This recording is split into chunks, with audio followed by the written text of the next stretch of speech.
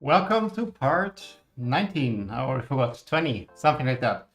Yeah, we are kind of like finalizing still the build, adding some nice things here and there. And one thing that while I was using the printer now the last couple days and weeks, found very annoying is that I had to use my phone or something to turn the printer on or off for that matter. I mentioned like twice, so I have this like weird setup where basically I want to save a little bit of energy. So I turn the printer off when it's not used, like when I'm not using it, it's off. And I'm lazy and I'm very forgetful. So if I don't automate things, I don't do it. So basically what I did is I have this like home assistant integration that basically turns off the printer if there's a smart plug basically where the printer is plugged in. Hey Nebula. So basically the printer uses less than 15 watts for 10 minutes. It's not printing, and I basically send a shutdown command by SSH and then turn off the plug after like 15 seconds. But then basically if I want to start printing, I have to go to Home Assistant, turn it on. It's a bit annoying. And I kind of want to add like a push button that I can just press it and the printer turns on. So that's kind of like the idea of what we're going to do. My idea is basically to hack one of those super cheap AliExpress Zigbee buttons. Like this obviously won't go here. Like technically you could just glue it here, call it a day, and when you press it, the printer turns on. I mean, we could do that, but it looks ugly. So what I want to do, or try to do, let's see if it works, is let's take this thing apart. I had a custard. Let's take this apart and design the small push button that goes here into the grill. So basically I want to add it right here in the top corner. So basically there would be a power button, and that uses the electronics of this button here, sends the turn on signal to Home Assistant, and then the smart plug back there is turned on. So basically it's a bit complicated, but basically what this allows me to do is like turn on and off the printer from here. And when I press the button, it also will shut down the Raspberry properly. So it's not cutting power, it will shut it down and then turn off. And this also integrates with Home Assistant stuff, so it will still automatically turn off. And the entire printer is powered off. Like it doesn't have any power anymore when it's off. So saving some energy, yay. So yeah, let's see. This is kind of like the first time I tried to mod something like this. Let's see how this goes. And yeah, so you tell me, it's a bit different today. So basically we'll take this apart, see how it looks inside, because I didn't open one of those yet. We will model a custom case for that, solder like an external button, and the button will go here. So this will hide somewhere in the printer, and then we have a button here. So take this apart, model a case, model the button. I have my V0 next to me, so we will use this for like rapid prototyping and printing all the parts. So basically my goal for today is making a custom modeled button from this, all in one stream, without any preparation. So let's see how this goes. And then you tell me if it's like fun to build this together from scratch without any like prior work from my side off stream. So yeah. I mean, I'm curious to see what's inside here, so I guess this would be like a perfect first step. And then maybe this would already be the end if we determine this is not salvageable. I actually struggled, like I tried to open it a bit, or like I tried to open it, and I struggled a bit to really like open it. It's like this weird turning mechanism, but it's really, really stiff. Like those buttons are like, here we go. They're like €4 each, like they're super cheap. And yeah, it's what you expect, but I mean, we will just destroy it, so let's see. So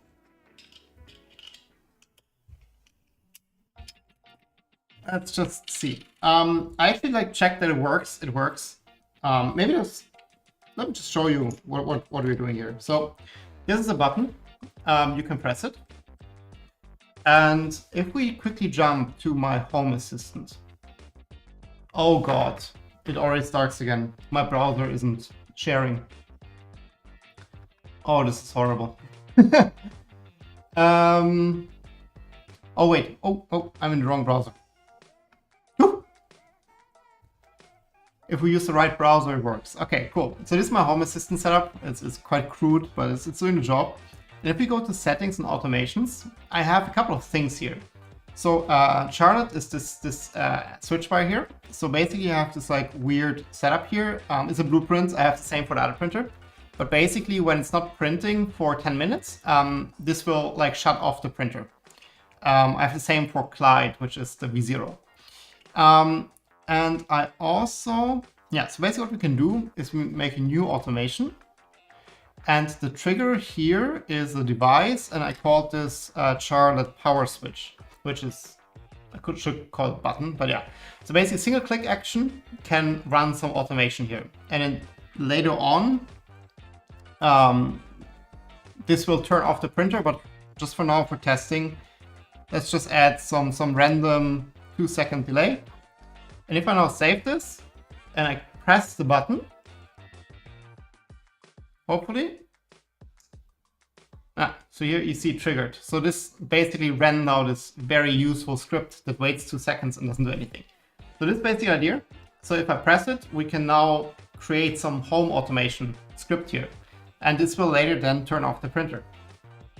So this is kind of like the basics. I also now see the chat has some issues. Oh, I didn't update that maybe. Give me a second.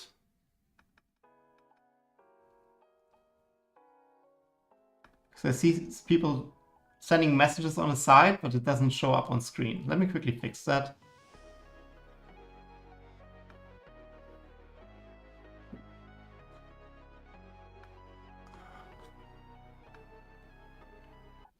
Fighting technology.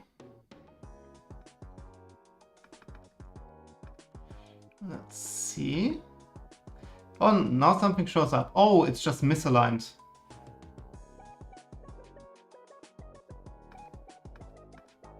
It's just misaligned. Okay. That's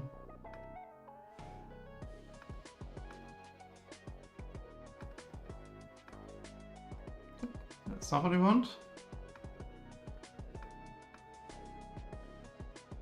Okay.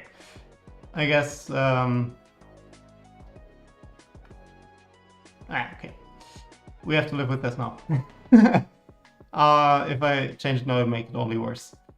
Let me restore that. Okay.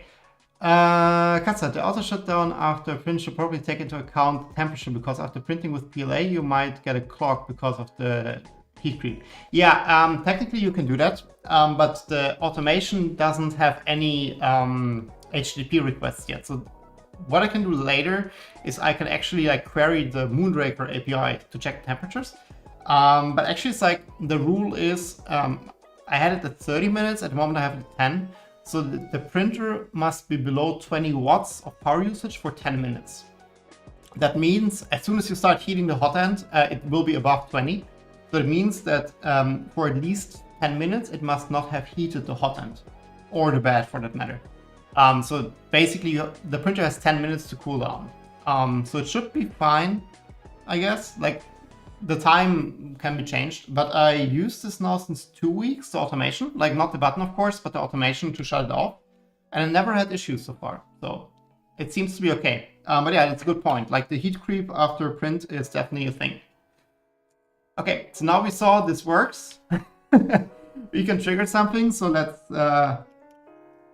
break it. I'm actually not quite sure how to best take this apart. It will be destructive. Like the only thing we need is the PCB, right? That's really the only thing I care about. The rest can all break. See, so there's definitely like the outer, like the top part is separate. Now you can just like, yeah, here, do something like this. Yeah, it's clipped in here. They're like little clips. If I kind of walk around the side, yeah, here we go. Perfect. Yeah, and this is like the small push button. And basically what we need to do is we need to figure out how this works. And then basically the idea is to have like an external button, like some switch. And then we just solder like little jumper wires on both sides of the button. Like we need to figure out like how this button works exactly. But then basically like we just wire this switch in parallel with the external switch. So pressing the external switch basically would be the same as pressing this one. And we can hide this board somewhere and then have a wire and have the switch in the front grille of the printer. Don't know about Home Assistant, so this will be very interesting. Happy to hear. Also looks like on-screen chat is cut off. Yeah, exactly. Like it's cut off on the bottom. But like my OBS skills do not allow me to fix that on the fly. Like something happened with that chat. Let me give it another shot. So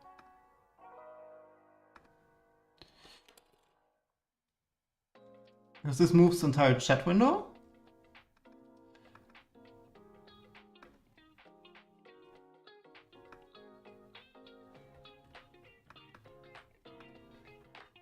There's some trick, because basically like it's cutting it off, but I don't know how to not cut it off.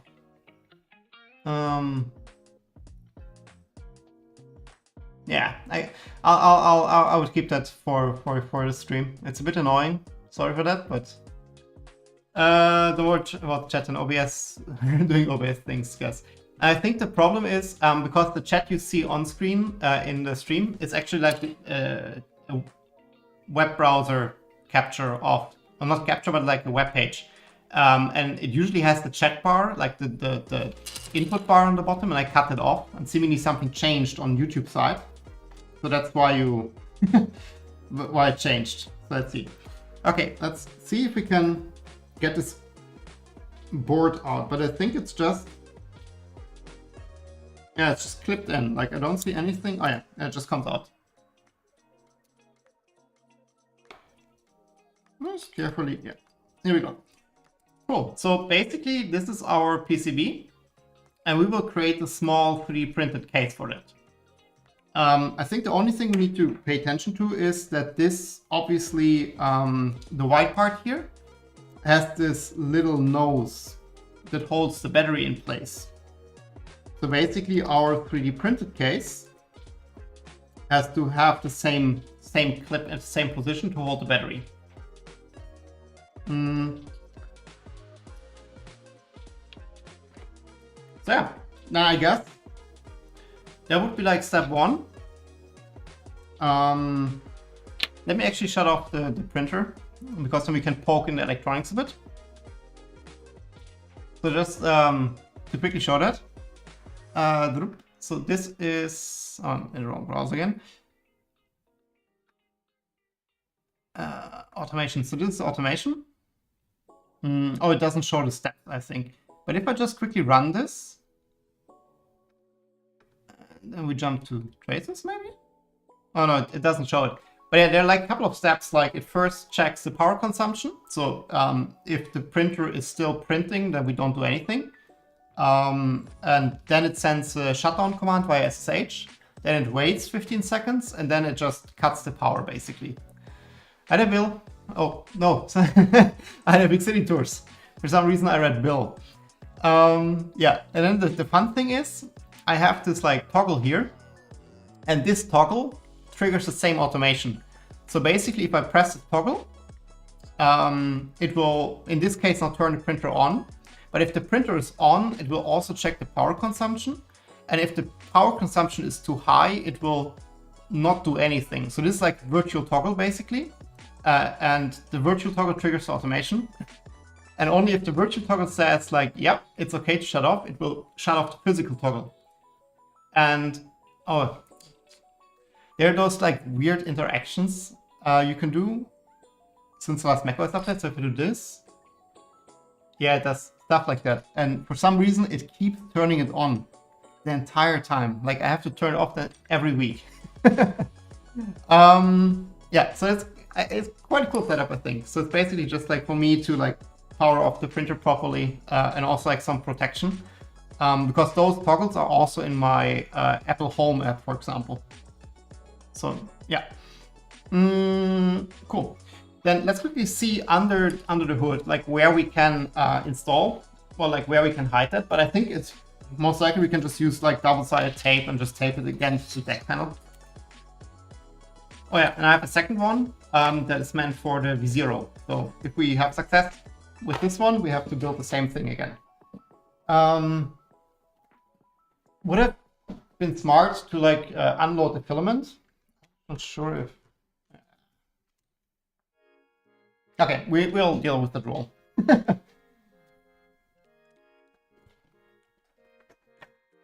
Let's see. So,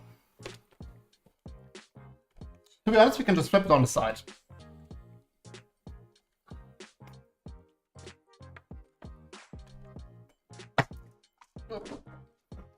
This should be fine. Is this fine? Let's flip it to the back. I think back was the best. Just sure that the bed is already in the back position, because otherwise it falls down. Oh, never happened to me, of course. And there goes film. Perfect. Okay. Well, we won't move the printer again, so it can stay here. So basically the power button should be up here. So basically we just need to find a place where we can stuff this PCB. Let's quickly open the electronics. My idea was just to glue it against the deck panel, but there's not too much space here. It's getting quite full actually, like compared to when we started and everything was empty.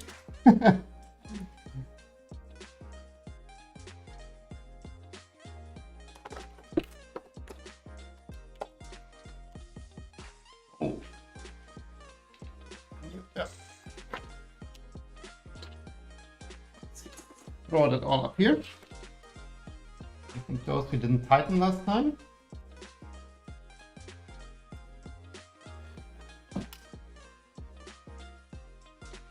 And then we need to unplug this one.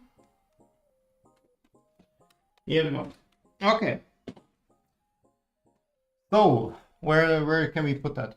I mean, technically we can kind of like squeeze it in here. Kind of would work, but it's a bit tight.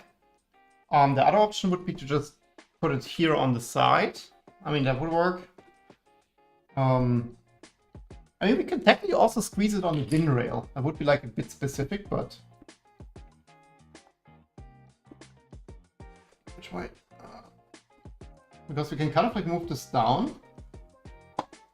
Right?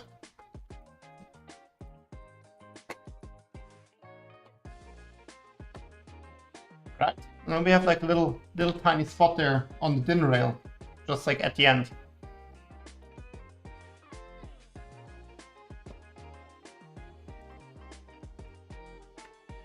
I'm a bit annoyed that I put the DIN rail that far down. Maybe we can also like put the DIN rail, just move it a bit up.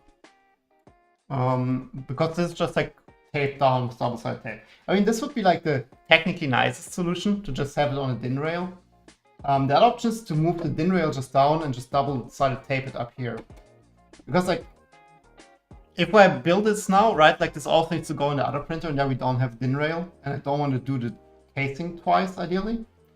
So I think the best way to do this is just have the DIN rail move down and then just have like a little double-sided tape bit there to glue it there. But then I'm also questioning, because like looking from the top right, from the bottom maybe it's better. Here we have the USB plug, so maybe we can use this one here as a push button location, and we just model the push button here in this one or in this one, and then have the thing glued here directly. Then we don't have to run like a super long cable. I guess that makes sense. So then, because there's enough space, if we move the DIN rail down just a notch,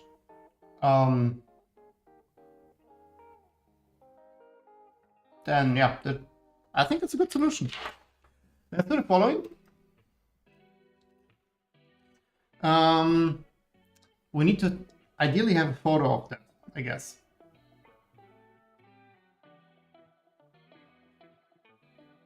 It would be good to have a photo. So usually what I do is I use my phone, but my phone is this camera. So let's try to use this here. Let's just try to make this like as level as possible. Do I have... Wait. Oh, but it doesn't work overhead. No, that's stupid. Okay, so let's just try to align everything. I'm just trying to have this as top down as possible, that we don't have like any... This kind of looks like it would be top down. Let me make a screenshot. This is like highly professional. And we just flip this over. I think we don't need this side is the important one because it has the battery. So that should be fine. Okay, let's just point this back here. And then I would say let's jump into Fusion. So let's see. So, oh no, battery is almost empty on the mouse. It's not good. Here we go. Cool. Then I would say let's just model this like little board first, just so we have like something to build it around. So let's just create a new component and call this electronics. Then stuff here.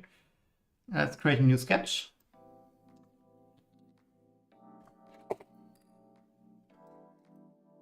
Maybe that's also. So you see what I'm doing here. So let's just grab the dimensions. So this is 34.4. Let's just start off with a square. So this is 34.4. And I assume this is the same. Yes. So this is 34.4 as well. So this is our base shape. Then we kind of, I don't think the rounding is super important for us because we won't model against that. But let's just quickly measure that straight part on top, which is round about 12.8. Not super important because, well, like we just need to be aware that this is not highly precise. So let's just add 2 circles. And firstly, let's ensure that those 2 circles are identical. Let's actually do it differently.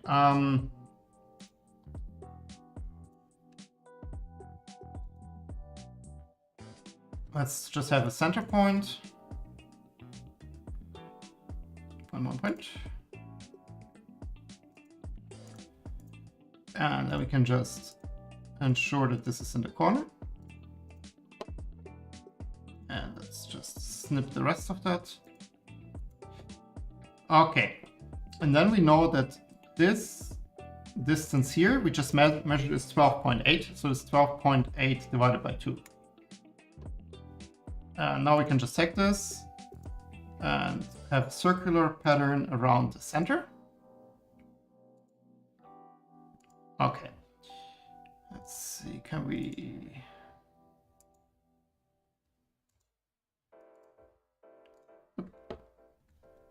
clean this up.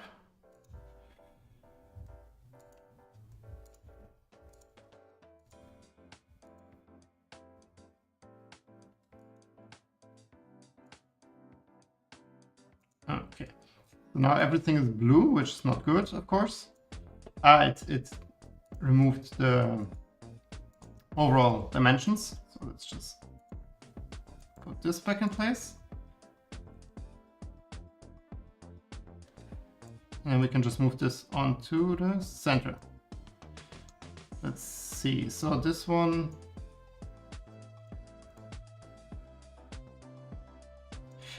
the center line is not constrained, so let's constrain this as vertical and then everything falls in place. For some reason my mouse has a little bit problems today. Cool, okay, so this is our board. Let's also quickly check the thickness. So this is 1 millimeter. Pretty much spot on. Yeah. So let's just extrude this for 1 millimeter.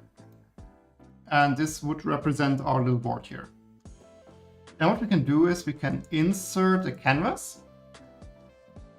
Let me select the screenshot I made.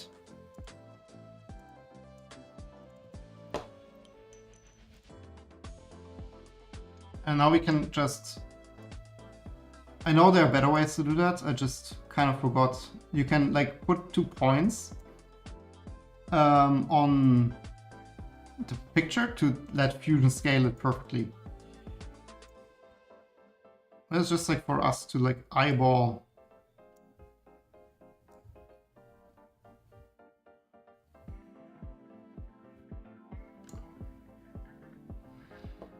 We already see that like our curvature is way off. It's kind of like the idea of like having the picture in here, just that you see like how your drawing kind of compares to reality.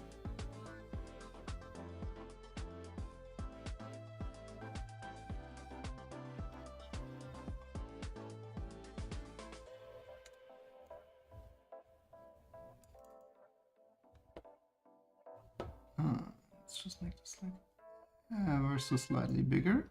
I think like something like this aligns relatively well.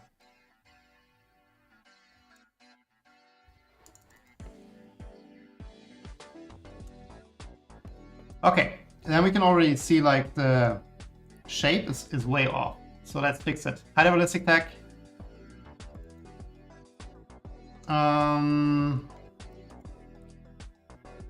Let's see, so we need to remove those tangent constraints.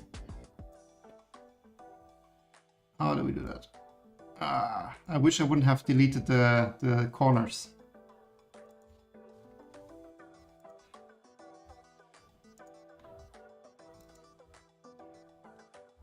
Okay. Let's do the following actually. Let's just quickly go back before we deleted the corners.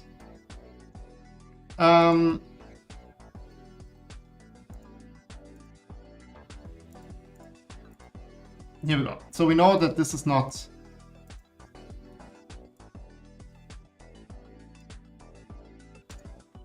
a perfect corner.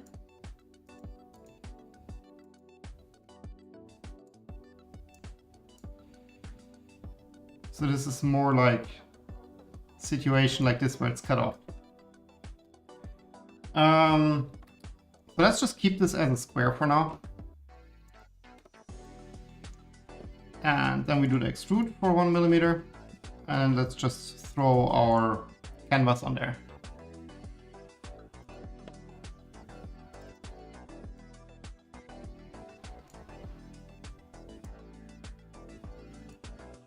We had a rotation of 1 degree, I think.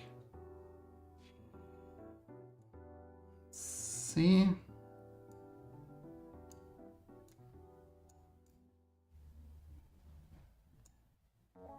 Yeah, that looks good. Okay.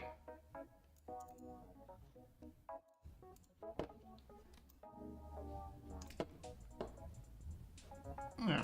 Maybe we should have put the canvas before. Now we have to kind of like do this on top, but it's okay. So let's just take the center point again, because I'm pretty sure like those circles are around the center.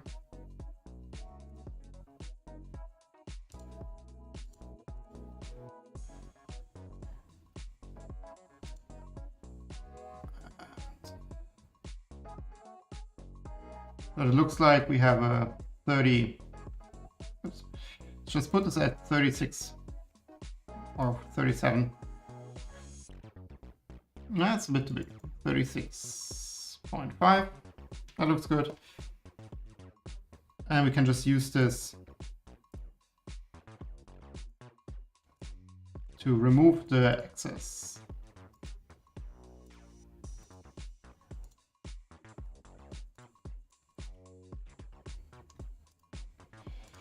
Okay, here we go. So now we have our shape. And then let's see. Maybe let's also model the battery. I think it's good if we have the battery here. So let's just take this body, make a new component from that.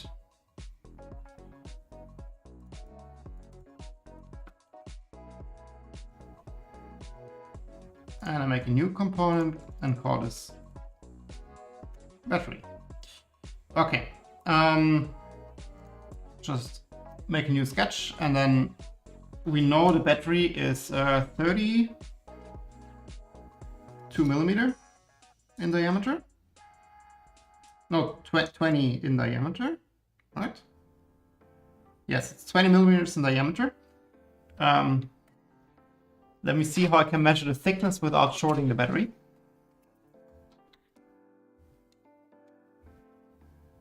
Yeah, 30. Wait, oh, it's too quick. 32, right? 325. Okay, so just make 20 in diameter. Let's just align that here with this funny circle. I'm just fixing the center point because we have nothing to align it on. And then this is 3.3. So this would be our battery. And here we have our electronics. It's highly professional. Cool. Then let's create a case around that. Create a new component. By the way, I have to find a way that you can see at least the component trees in the windows in Fusion. I know it's super annoying, but I don't want to share my entire laptop screen because I have so much like personal stuff flying around on that machine. So yeah, that's something. Most likely I'll just need a dedicated machine for that, but that's not financially viable at the moment. Yeah, so how do we do that? I think it's best maybe just have like two halves that come together as a shell. I'm a fan of just having like two screws there, to be honest, to hold it in place.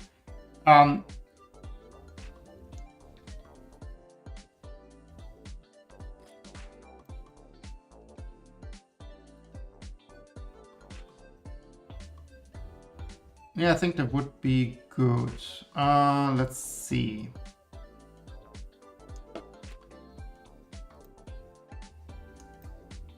Maybe we can just kind of like mimic the shape of the board a bit. Let's just make a new sketch and just outline that.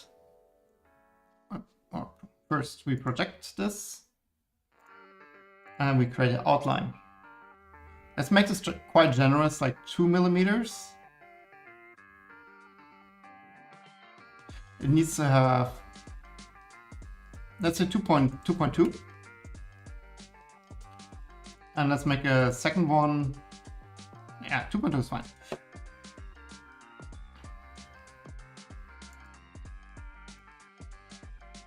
Let's quickly make those all construction lines.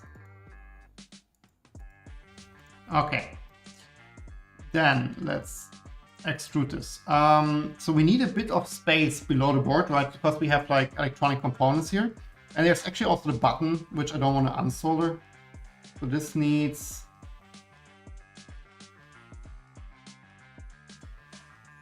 let's say like 4, should make it like a little generous because like plus minus millimeter doesn't matter here. So let's just say 4.5 millimeter, we need a space. So let's just add this as offset.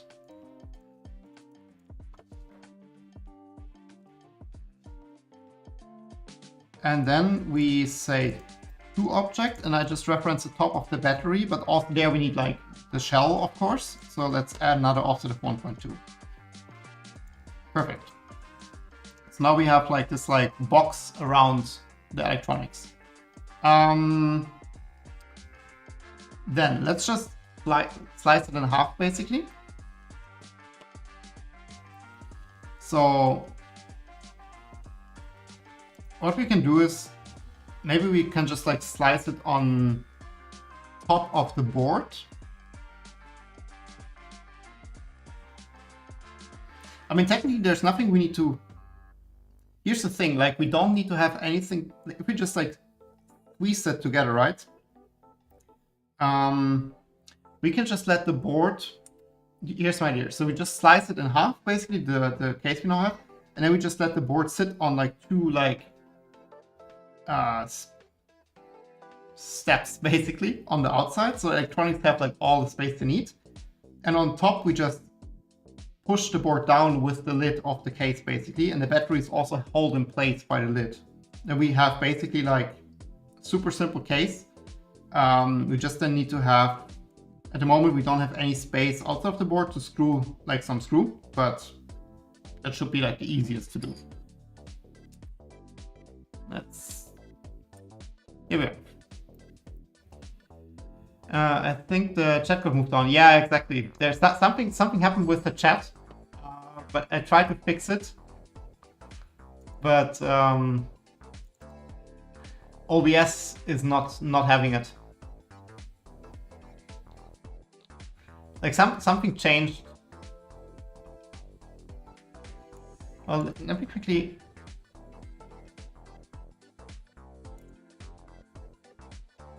I mean, now it's moved up.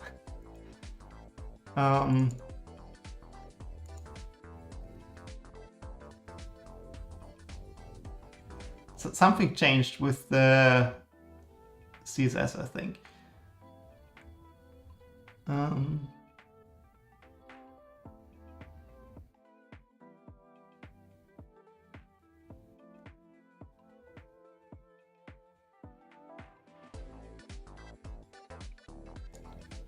Let's see.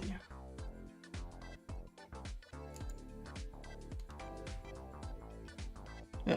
Oh, maybe this did it.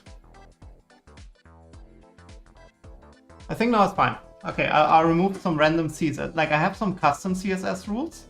Let me just quickly save the ones I just removed. To remove like the boxes and stuff like that, and something changed since the last stream, seemingly. Okay, so where were we? So let's just split the body of the case we built. So we select this body, and then a splitting tool, I just select the top of that board.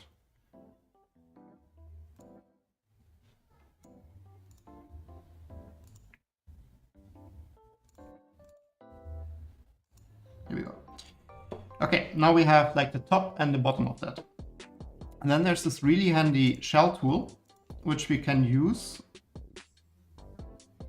This is the top. So let's quickly name this top, bottom. Otherwise, I'll mix it up. So let's go for the top first. So let's use the shell tool here, and we use the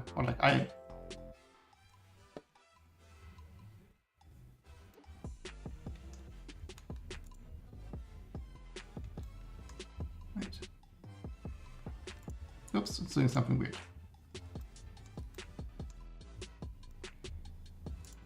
Oh, here we go.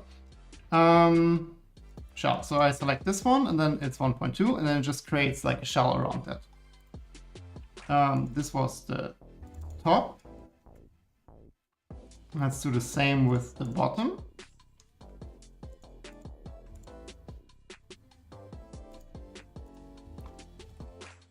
Okay, so now basically, if we show the electronics board,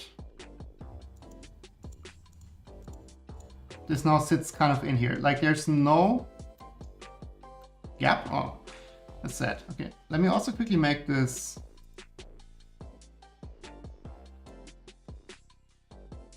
electronics thing just quickly yellow, just so we see. Also, okay, so some mistakes have been made here.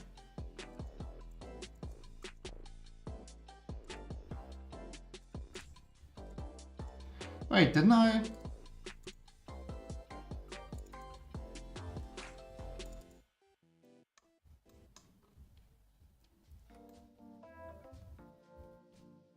Oh, it put it inside.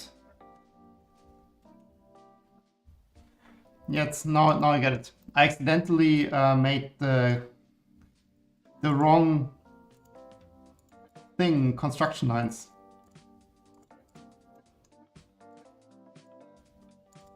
Let's just make this minus, yeah, 2.2, just like to have a bit of like gap around there.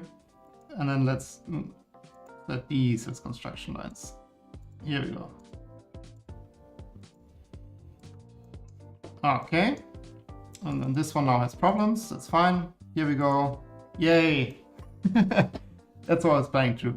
Okay, so we see on the board here, so basically there's nothing here on this side. There's a lot of free space and there's antenna, but we can kind of squeeze that. So I would now just like build two features to clamp this in place in the top and the bottom part. So let's just go back to the sketch. And I mean, it doesn't need to overlay like by a lot, right? Overlap by a lot. So let's just add those two here. And let me just add a center line as well. This just goes through the center. We can use that.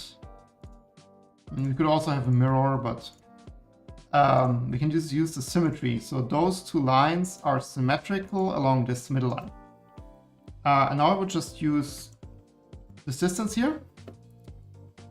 Oh, I accidentally oh, wait. Sorry. I accidentally constrained this here to the center point. This needs to be gone. Now we can just say these two should overlap by, let's just say 1 millimeter. That's plenty, right? Even with like the inaccuracies we have with measuring that.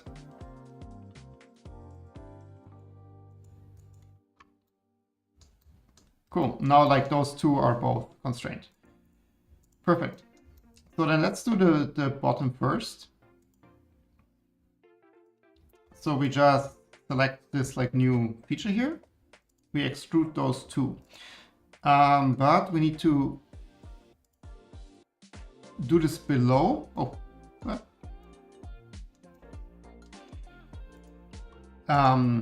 So we say from object, which is the PCB. And I also set an offset of 0.15, just like to have it a bit like with a bit of a gap. Let's actually say 0.2. And then we do this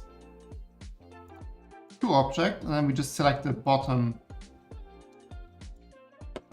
of the thing. And then this is not cut, but join. So now I just need to see, I always get the offset wrong. So is this now an offset down or offset up? Yeah, that's correct. So see, it moves down ever so slightly. Cool. So now this is set.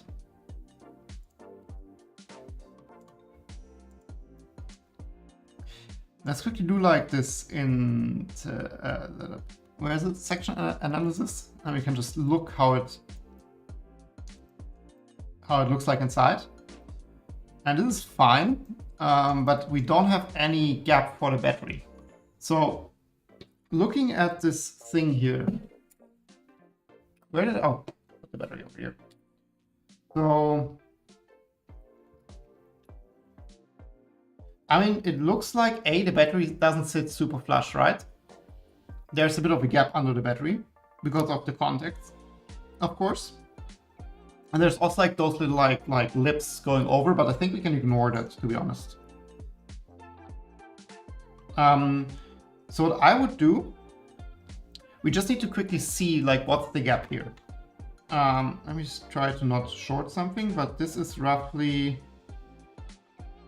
from the bottom of the PCB to the top of the battery, it's 5 millimeters. So going back to where we created the battery, which is here. So let's just factor this in. So I would just do, so it's 3.3, so we know the offset is 1.7, right? So let's just add, instead of profile, we say offset, and then this is 1.7 because 3.3 plus 1.7 is the 5 I measured. So this is our actual battery position, floating there in space. Oh, sorry. So it's floating in space. So we need to have a bit of a gap here, of course. But we can also, we need to press down the battery. So what I would do, let's firstly add the same feature here. So we show the sketch and then we can select this and this. And we say from object, top of the PCB, to object, all the way up here, and we join it. We don't need to add like some extra margin there because like we have 0.2 here. This should be fine. I mean, technically we can do 0.1 here, and then, oops, that's the wrong one. 0.1 here. So that's just nice and centered. Okay, and then the top, right here, the top of the battery.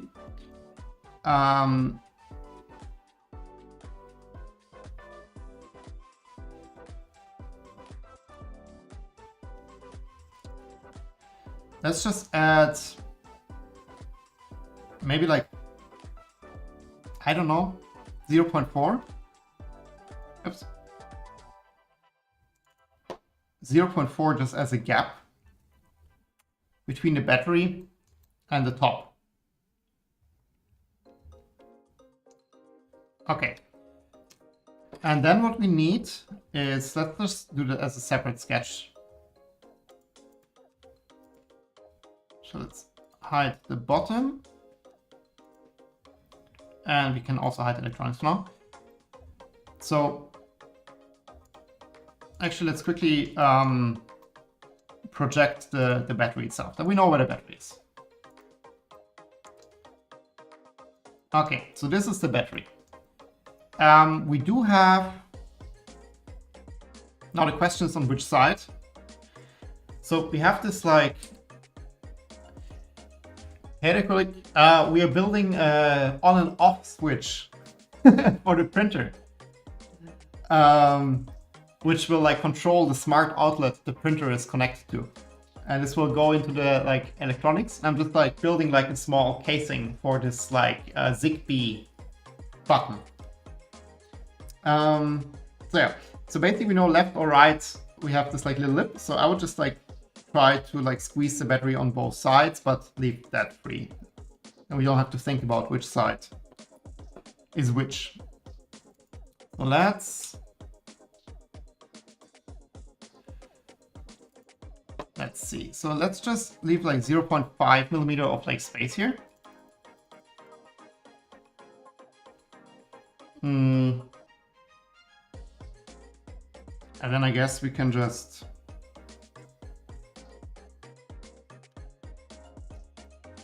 how do we do that? Let's quickly create the center line here.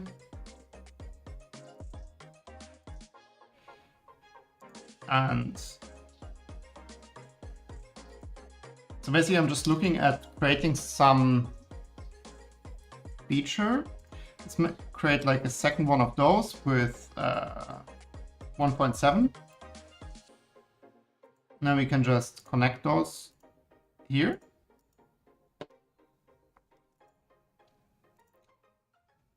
The question is like, how much do we want to have? And I think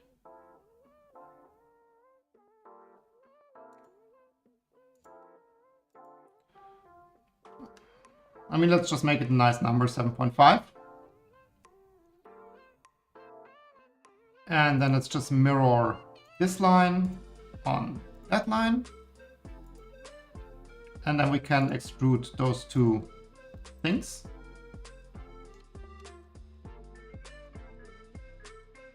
And there's nothing on the back side of the board. So we can basically just put them to the same height as those like side features. At which point we don't need the side features anymore, to be honest, but yeah, doesn't matter. So now the battery should be in here. And then I would just add like a little knob in the middle. Knob. I'm creating words. Let's just create a little thing here. Maybe like 5 millimeters. And just extrude this. Oh, I have to sketch in the wrong thing. Doesn't matter. Let's just extrude this like 0.4, I think is what we added. And let's just create a nice chamfer around that.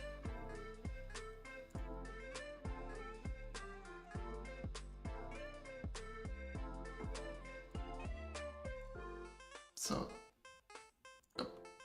let's see. So now basically we have the, wait, let me quickly orient that correctly. So you have the electronics, then in the middle here there's a spring, right? We didn't model that. And then the battery sits here and it's basically held in place or like pressed down by a thing in the middle a bit. So we have good contact.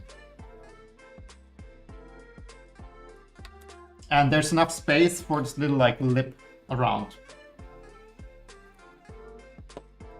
So I think this should work. And then we have the bottom part of the case.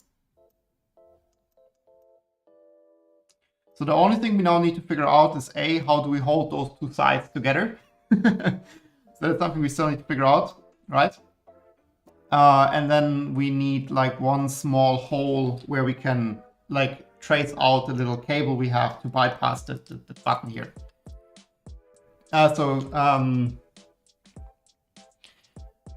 Yeah, let's see. I mean, the easiest would be to just make it a square again and have like screw holes here on the side.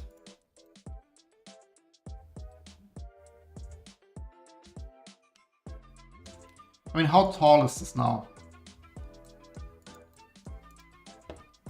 1.2 centimeters. I think the original one, I mean, this was the casing we removed. I don't think it's that much more. Oh, it's pretty much exactly the same height. It's also like 1.2, 1.3. That's good.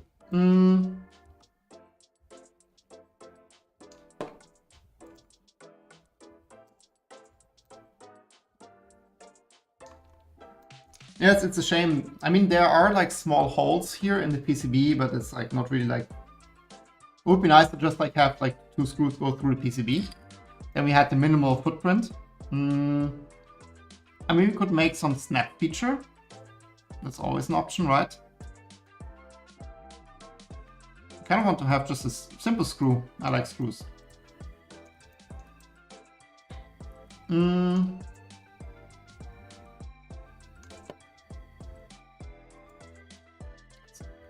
I'm thinking just extending like the case on the 2 sides. Hey, Facebook. I use Sonoff with energy consumption measurement to turn off the printer. This works very well. I basically do the same, but I don't have a Sonoff, but a Casmota plug, I think. I haven't done automation yet, and I think I will, unless something hits me. Well, I have the automation. It's pretty cool. So basically, the printer is turned off if the smart plug reports less than 20 watts of power consumption for 10 minutes. So basically, when it's done printing, it has 10 minutes to cool down a bit, and then the power is cut automatically. And the idea is to have this Zigbee button here in the printer. Then I just have a physical button to press to turn it on and off. And basically, this will, or like the smart plug, it triggers the automation in Home Assistant. That also sends a shutdown command to the printer via SSH. So the Raspberry has time to like properly shut down, and then like after 15 seconds after the shutdown command, the power is cut. And it works really well. I use it since a couple of weeks. I just want to have the physical button. So we hacked this like cheap AliExpress thing here. Cool.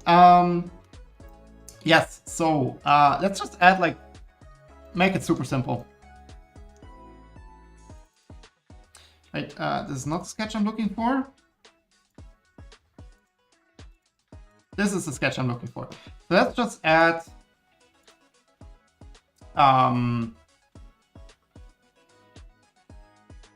no, let's not make heat inserts. So let's just say 3 millimeters here.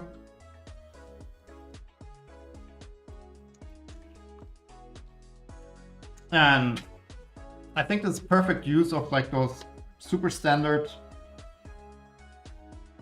screws we have. So the head is 5.2, so let's just model 5.5.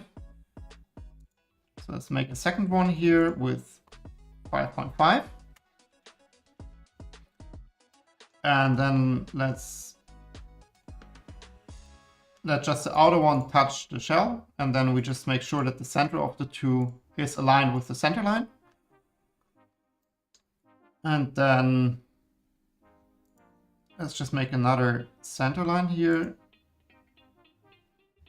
in that direction. And then I would just say, let's add like a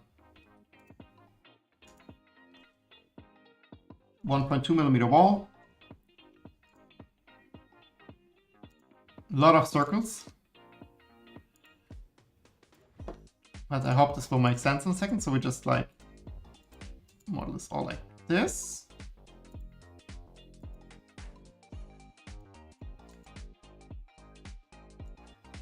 Oh, it's not it's constrained. And this one, what's your problem?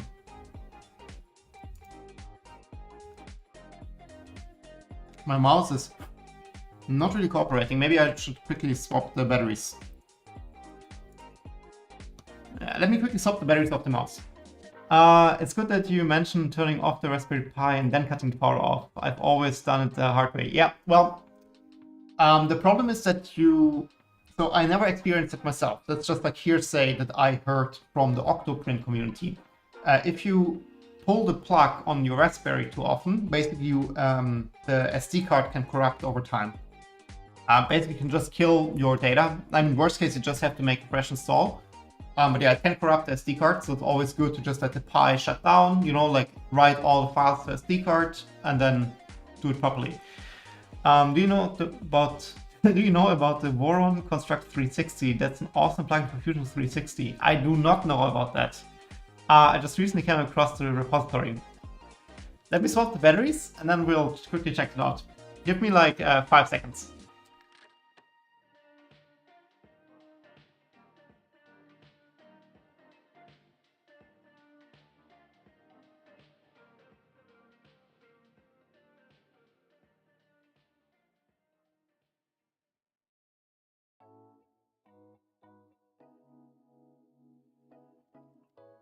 That's garbage. I still use the Xbox 360 controller on a weekly basis.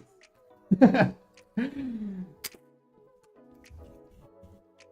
actually replaced the thumb pads on that like a couple of weeks ago.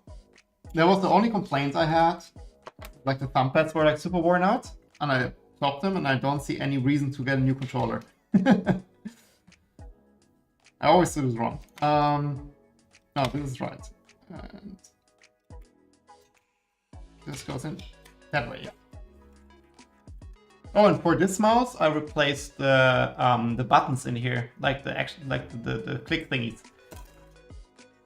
This is also like 10 years old.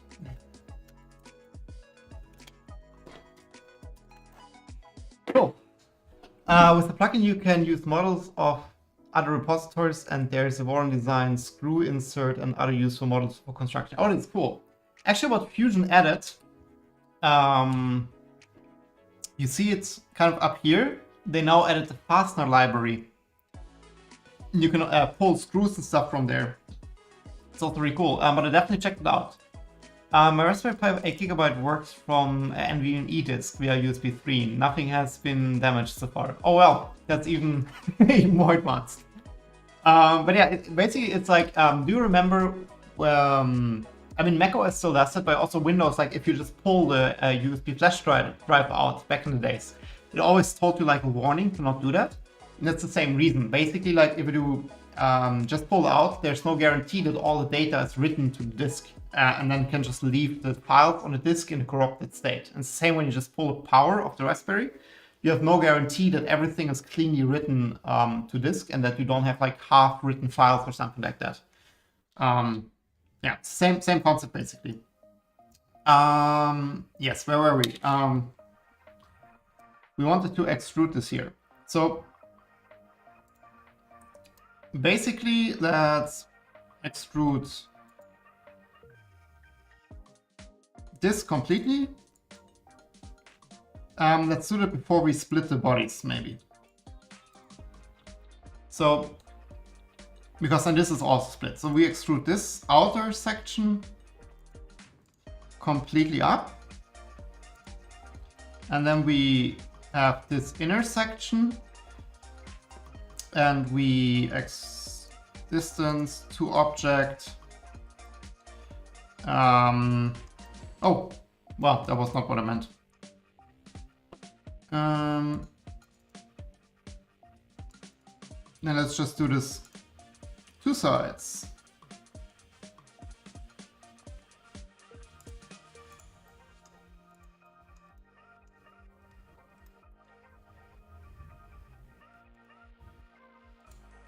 Here we go. So now use an 8mm. So I think the total height is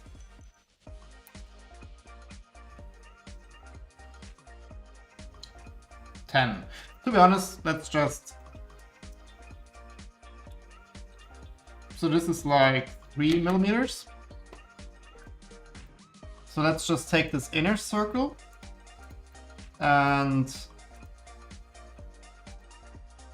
we just do it all the way to the bottom. And then we do it to object to the top, but we add an offset of -3.2. And now we should have like a perfect thing here for our like little screw.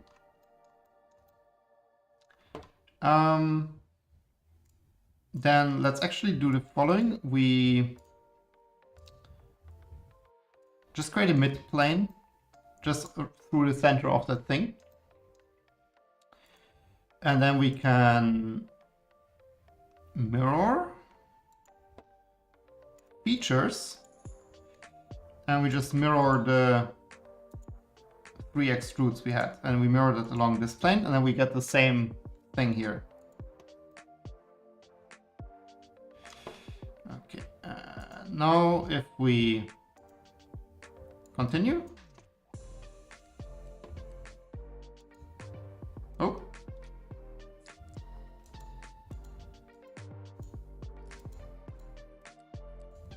Oh, something didn't work. This is not what I wanted. Oh, this isn't attached. Join.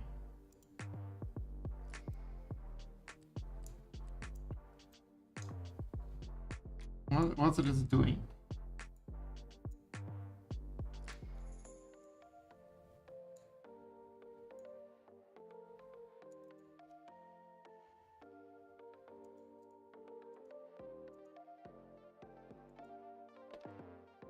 For some reason, like it treats this here as a separate object.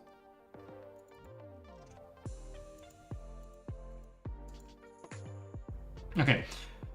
I don't care. Let's just combine.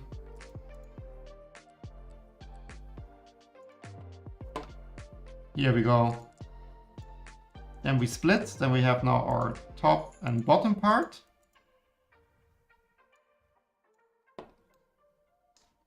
Perfect. So this is now the top part. Oh, what happened here? Maybe that's our problem. Oh, now I also see warnings here. Oh.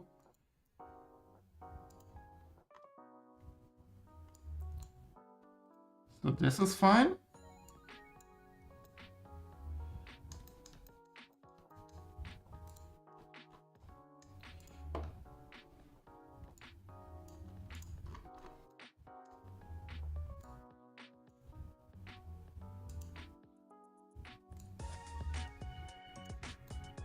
Oh, I see what happens.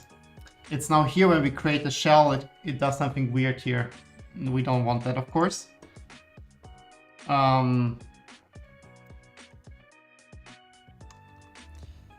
That's a shame.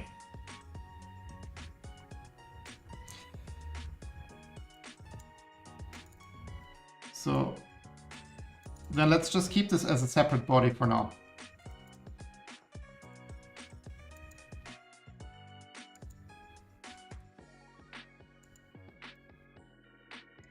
So now this one is a separate body.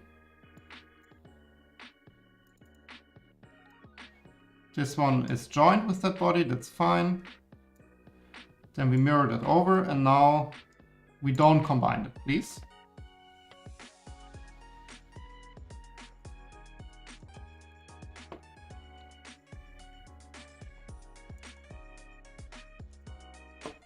Here we go. So now we have 4 bodies. Top.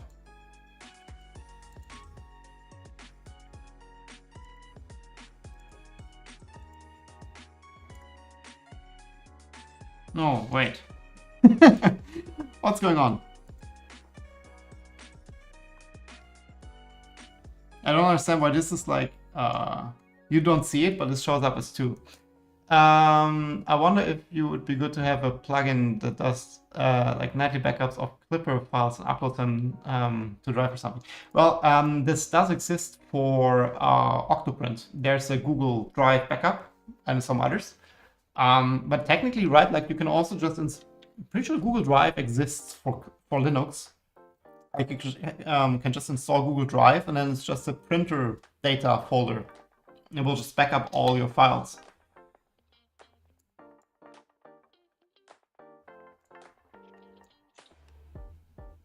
Okay, let's see. So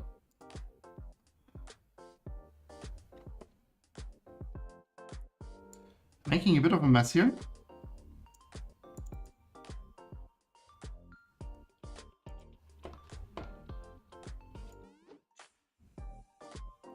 So now we have this object and that object, and we have to... Something weird is going on here, and I don't understand it. Okay, let's quickly backtrack. Let me quickly backtrack. Before we created the mirror.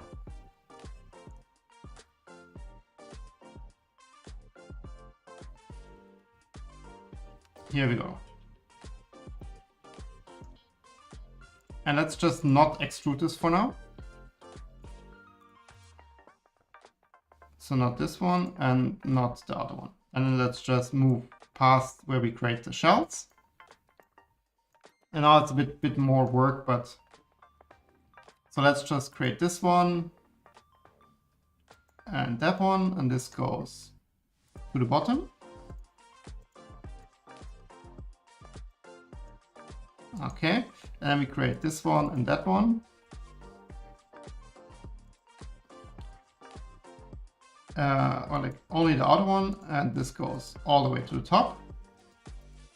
And then we use the inner one. And then we say distance to the top, offset minus 3.5. Here we go. Now we have this on one side. Let's create a midplane we had.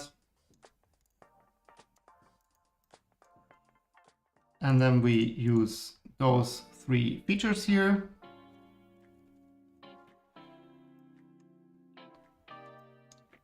And we mirror that along the plane. And let's see if that...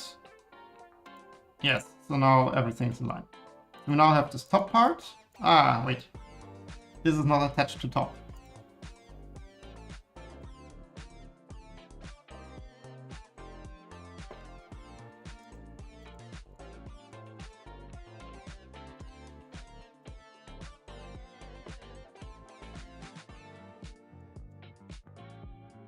So this is the outer part, and then we say join.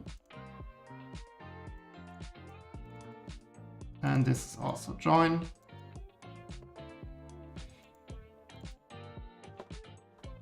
Oh, I understand the issue now. I understand the issue. Okay, my bad. I had the global object selected. That's why it doesn't merge that stuff together. Let's quickly undo that.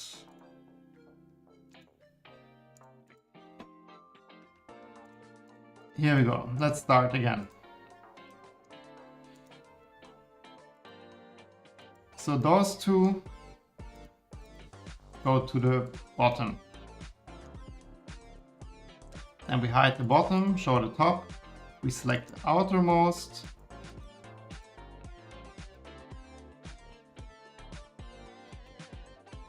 And we say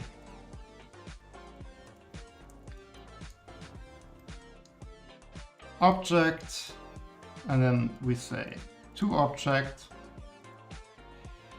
and then we select the inner one, and we say object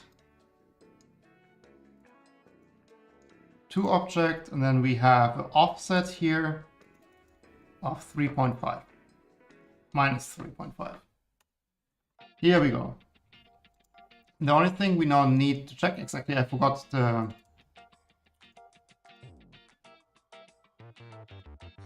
this here. Now it looks like what we want. Just need to check where the gap is coming from. Oh, we didn't do this properly here. So this is from object, this top part here.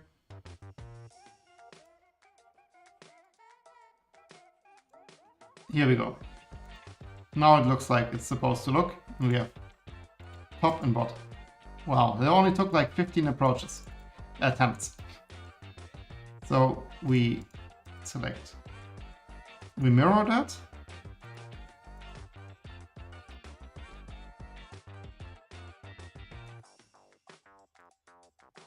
Wait, something's wrong with the midplane.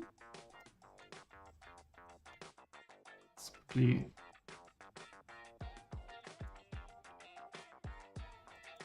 Oh.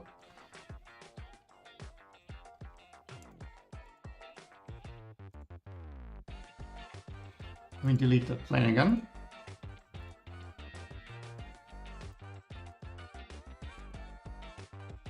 Not expect this to take so long to create this case. I'm not gonna lie. Now, this, and this we mirror. Perfect. Top, bottom, success. Yay. So this is all we need. The only thing we now need to do is like we have to add some little like gap in there for the cable to run out. To be honest, we can just add it in the center and call it a day.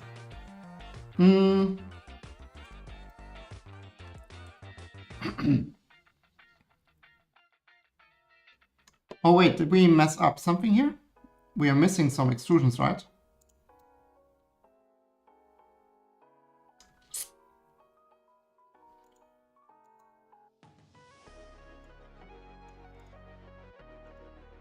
Yeah, we're missing the things here.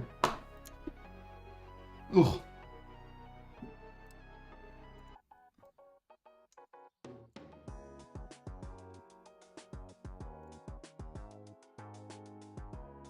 So those two profiles need to join. And we said we had an offset here of 0.1. Oh.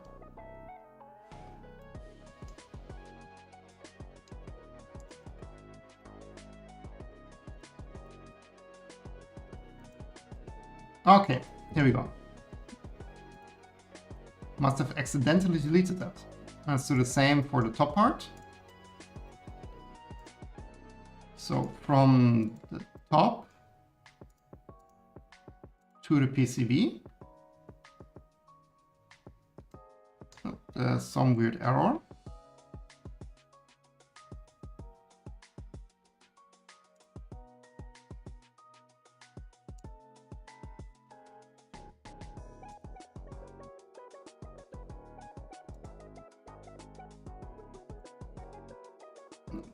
Try it again. Here we go. And this is not cut, join, and then we have an offset of 0.1. Okay, now this is fine. Let's see what else we broke. The rest seems fine. Okay, cool. Then we need a little bit of a hole, we said. It doesn't really matter where we put it. Let's just add it straight in the middle.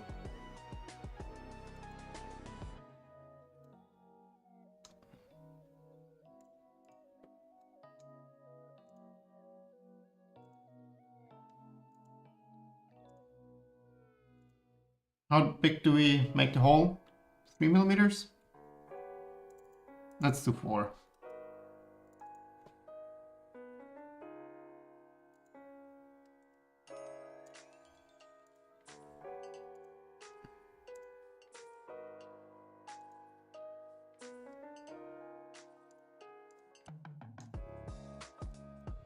Let's just punch through here. Cool. And I would say let's just add some chamfers and round corners to make it a bit prettier.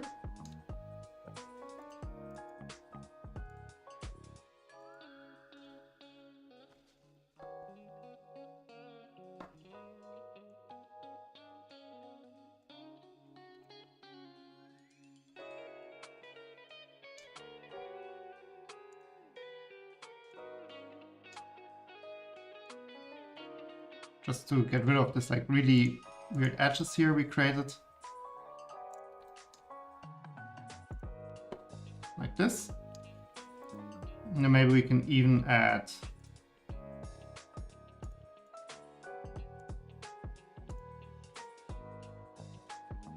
small rounding here.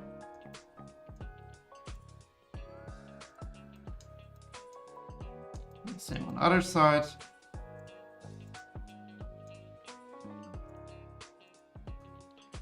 Perfect. Now we'll just add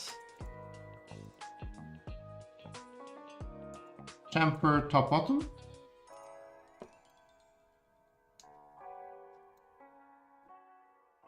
Something like this. And this should be our case. Wow. So I would say let's print this. And while this is printing, we can design the little push button. So let's send this to Orca Slicer. And also this to Orca Slicer.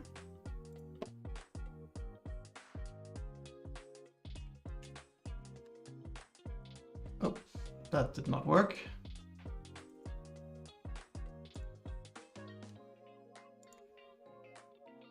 Here we are in Orca Slicer.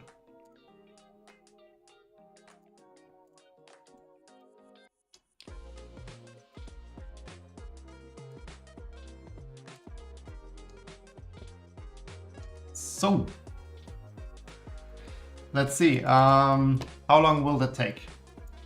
31 minutes. Maybe we can make it a bit quicker. So what we can do is instead of top bottom layers 5, let's quickly do 3. What? That makes no difference. What we can do already, let's preheat that. Oh. So this already heats up, I'll figure this out. I wonder why it makes no difference how many. Oh, most likely because it's okay, let's just do 2 top layers. Oh, so this won't make.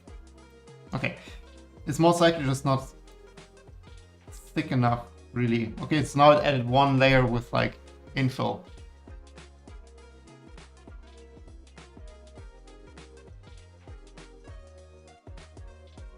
Yeah, okay. That makes no big difference. Then let's just print this as is. So 30 minutes, which we have to design a push button. And then we can put it together, I guess. I really hope this fits. Would be awkward if we have to print this again.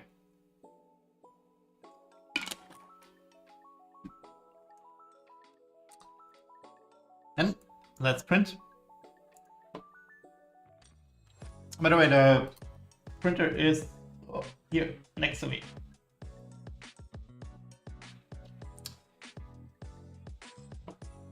So Let me see. Here we have that. Here we have that.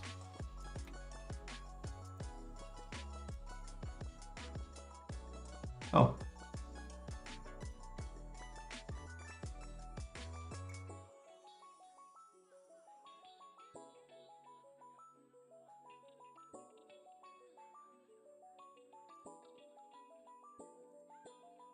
Here we go.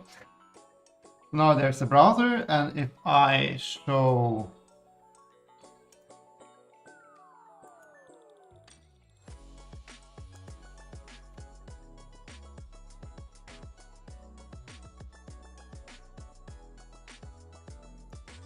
the webcam here, you should see it, and also me. Perfect. Cool. Then this is the first part. Let me quickly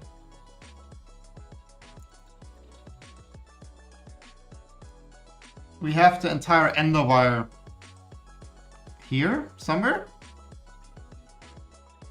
Here. So this is the entire fusion file for the Enderwire. So let's just grab the one piece from that file we need,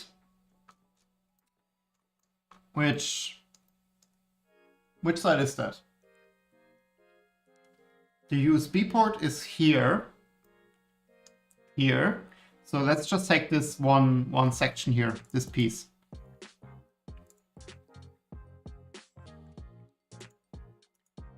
So I just say save copy as.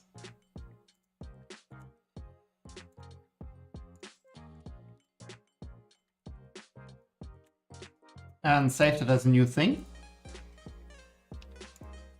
And now somewhere here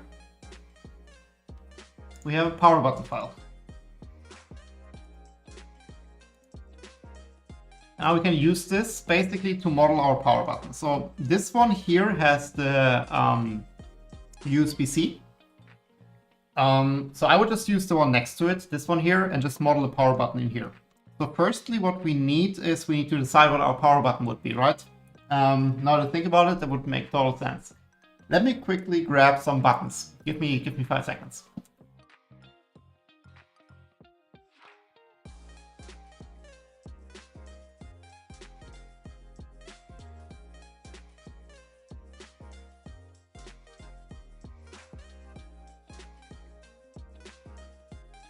So, printer starting. Okay, check that.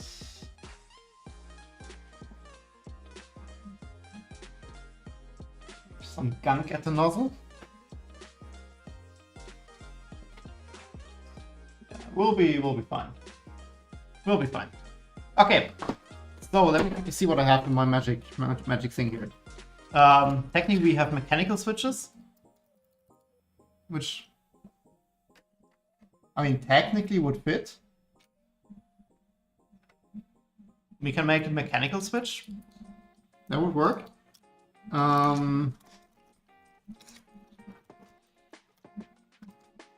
We do have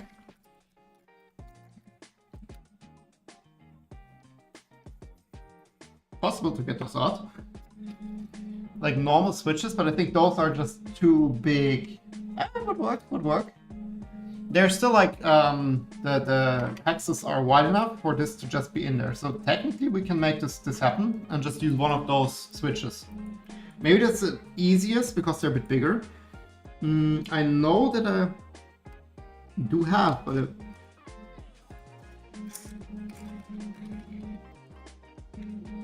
there's a small switch. Oh, these are the, I mentioned a second ago that I replaced the switches in the mouse. These are the mouse switches. So technically we can also use those. And yeah, these were the ones I was looking for, like those tiny. Oh, we have a situation with the printer. That does not look like it's working.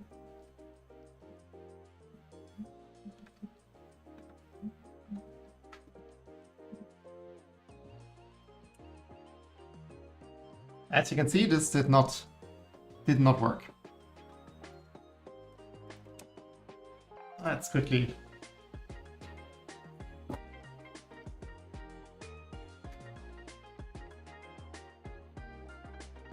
get this gunk out, and I also have a little brass brush.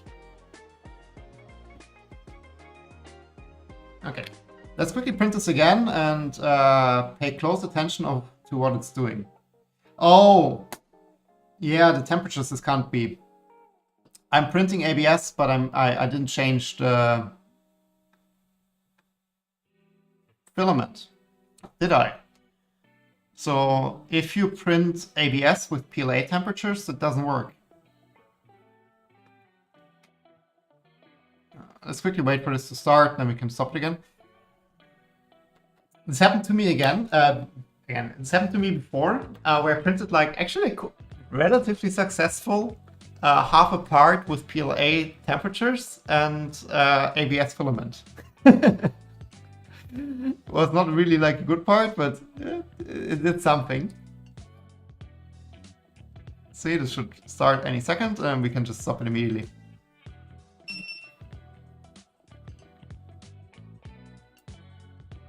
Here we go. We can say print, upload and print. Yeah, see now it preheats like 100 degrees for the bed. Now we're getting there. Okay, cool. Back to this. These are our options. I wonder what's the easiest to model around. Like technically this one, that's quite stiff.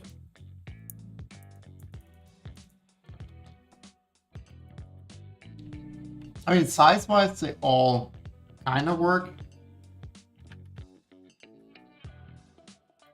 Maybe let's not use the biggest one. Let's just eliminate the biggest one. Mechanical switches may be overkill, so let's also get this out. To be honest, I'm just like, most likely, let's just do this one. Let's see. I guess quite easy to model around that. So let's use the little tiny standard button switch thingy.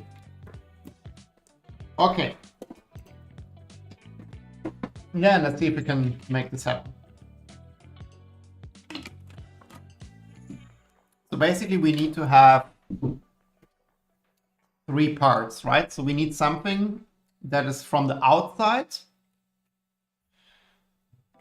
Let's look at this in Fusion. So basically we need like 1 part.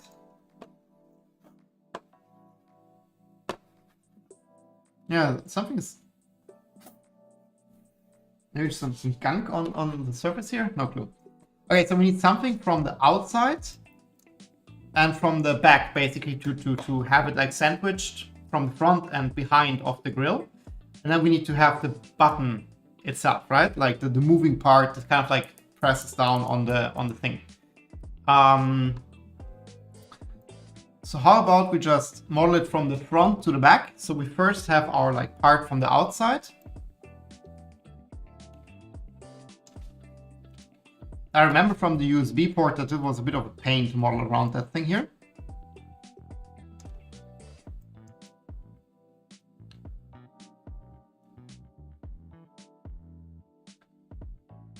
But technically, like there's this curved section here on top, but we can technically ignore that. So we can just use this flat section here on the bottom. So what I did for the USB-C port, and I guess we can do the same here. So let's just firstly say capture design history. So we have our little thingy here. And let's create a new component, call that button. Okay, let's just make a mid plane between those two. So it's now here in the center. And then what we can do is we can just make a sketch. I just moved the sketch somewhere. Okay. Where are we? Here we are. So let's just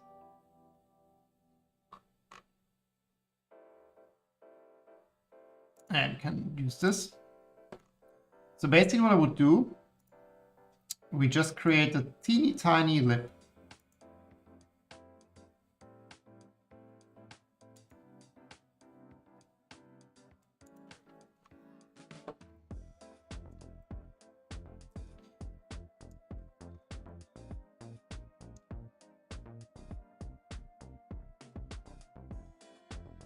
Maybe first, let's not do it this way, but let's just create an object that fills the space first.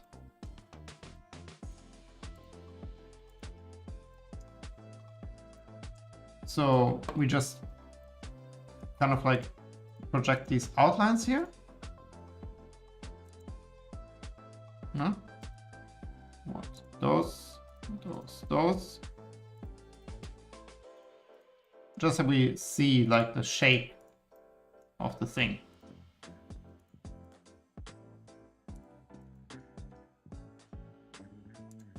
Okay, so this is now our shape. So let's just, I don't know, like 3 millimeters, something like this. Just create that. And we can already, because like we want to have the button inside, right?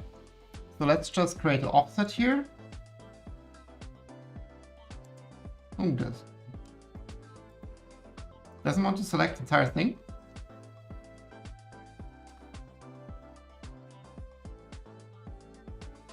It's not happy selecting those curves as an offset.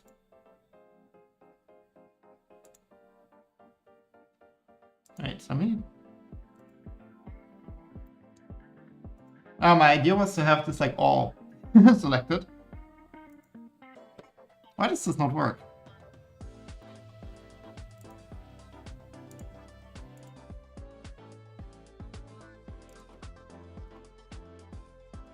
Here we go.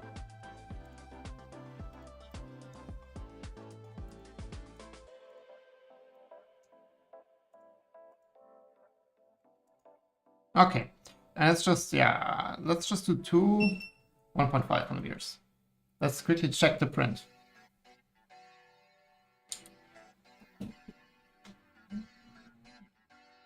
Let's see what this is doing.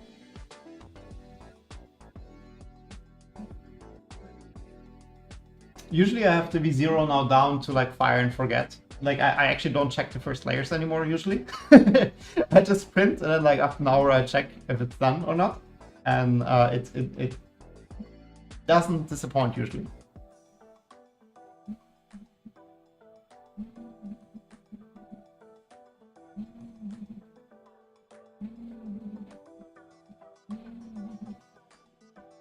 Yeah, now it's fine. So if you print ABS with ABS temperatures, it works. What a surprise.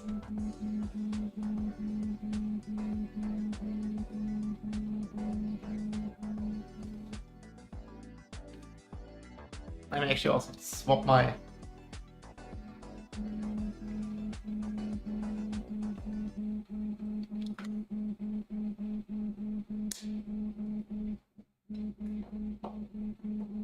Oh, something happened. Something happened. Okay. Yeah, that looks good. Not perfect first layer, but good enough for what we're doing. Okay. Then let's go back to Fusion. So then this basically would our button area. So instead of having the full thing, let's just do it like this. And then I would just add like a little lip on the bottom here, just to have it not slide in basically. And that's now where this like plane comes in. I wonder how I like get this back up. Like the sketch, it used to be here. I moved it now accidentally. Pin to toolbar, here we go. Yeah, okay. The order is different, but that's okay. Cancel? Where am I?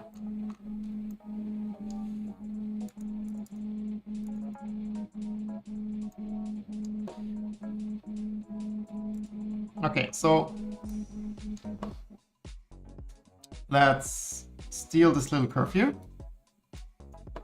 And then what we can do is we just make a tiny, tiny overhang here.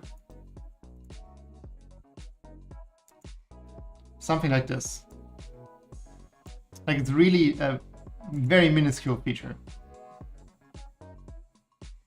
Oh. Can I please set an angle? Oh, Fusion doesn't want to set an angle here. Let's just say 45. 45. And this is really like tiny. So let's just say 0.4, so it's like 2 layers.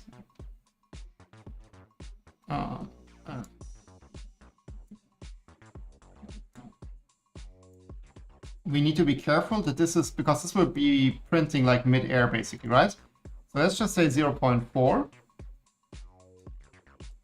Let's say 0.3, it's like a bit of overlap. And then this one here, just that we have it like as... Oh, because this is like... Yeah, okay. That was not my intention. So let's extend it here a bit. This is 45. And this goes here. Okay, so basically now the goal would be to have this just like as a nice multiple of nozzle width. So 0.3, so let's just say 1.2 minus 0. I mean, technically we can also do it smarter, right? We can just have the entire thing and just say 1.2. So this is like a really tiny feature, but this will basically be enough that you can't push it in. And this should be printable, that we have the print bed on this side. Let's see if that works out. Okay, so this is our feature. And then we say sweep this, and we select like this out path here. So we now need to be careful. It wants to do it like all the way. I mean, technically we can do it, right? Like it's now like going up here. Yeah, we can do that. And then we just need to kind of close the gap, which I'm not quite sure how to do.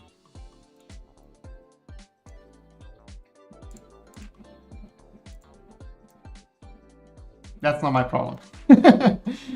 I did that before, but I don't know how. Because this now perfectly follows the contour.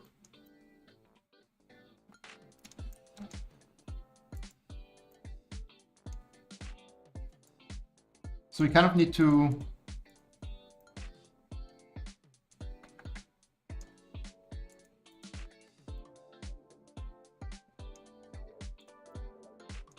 let's see, can I? No, I can't select this because it's not a flat surface. If anyone has a tip on how I can extrude basically that section here, that would be tremendous. I mean, what I can do is, of course, I can try to project these surfaces. I mean, up here it will be like really tiny.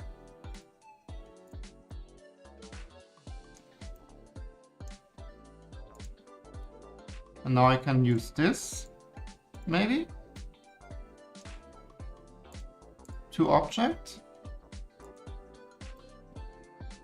Cannot compute.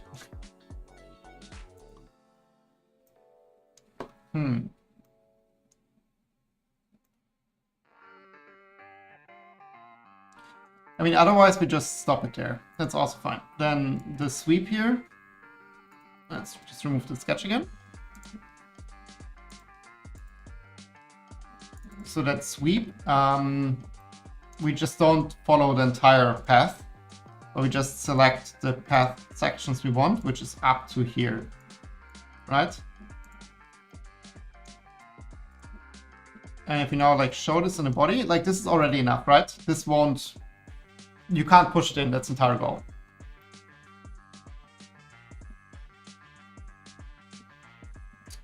Okay, so this is the outside part, then let's do the button part. We just need to see how this then connects. But to be honest, I low-key consider just gluing that together. That might be the easiest here, that we just glue it together. So we need to prevent the button from falling out, right? So let's just extend that sketch here a bit. So let's just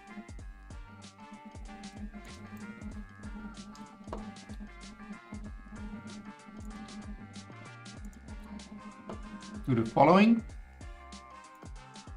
Can be a bit more generous here. So this is horizontal and this is 45. So we just go in by, yeah, let's say 1.2, that's fine. And we do another sweep, but this time we just do it all the way around.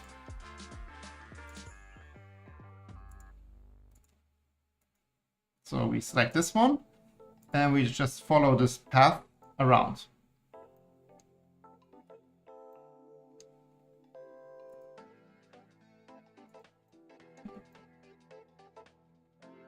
Maybe 1.2 is a bit much. Seeing it now? Let's do 0.8. So this now basically has the perfect thing where we can build our button in. So what I would do now, from our initial sketch, let's just take this area here and extrude it distance to object, just the same. It's super random, 3mm, but it's fine. And we do a new object. And those two are now obviously like intersecting, right? Like those are overlapping. So what we can do now is combine those two objects. And we remove whatever is overlapping. And now those two are perfectly aligned. So what we need to do, we need to obviously create a little bit of like a tolerance area here. So I'll just select those like faces here. Most likely there's better ways, like I'm not a fusion expert. And I'll just create a little bit of like an offset. And now we have a tiny gap around that button.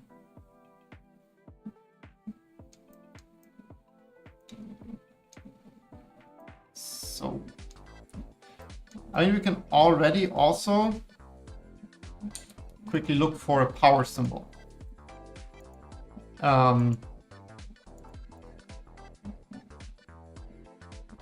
What I like to do is like at fonts.google.com. It's a bit weird, but they have an icon section. And here you have tons and tons and tons and tons and tons of icons. So I'm just looking for power. And we have a power symbol. The nice thing here is you can actually style them a bit. But they changed how?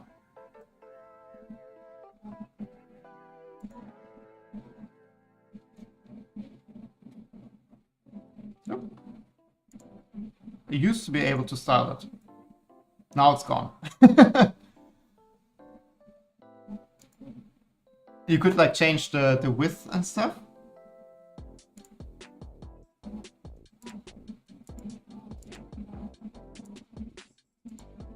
Ah, here. Filters, that's weird.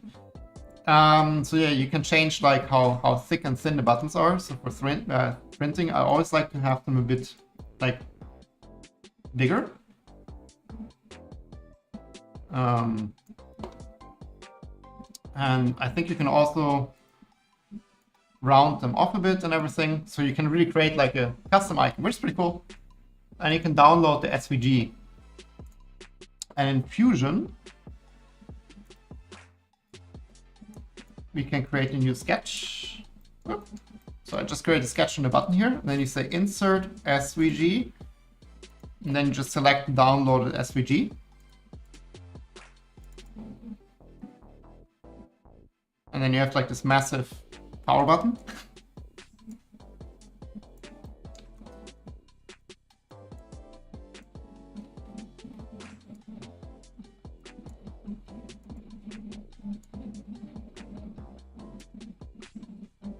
The only thing is I don't know how to like realign that, so I'm always like eyeballing that.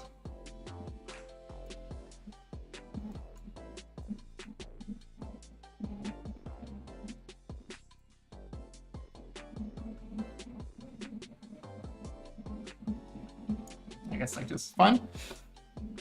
And then we can just extrude that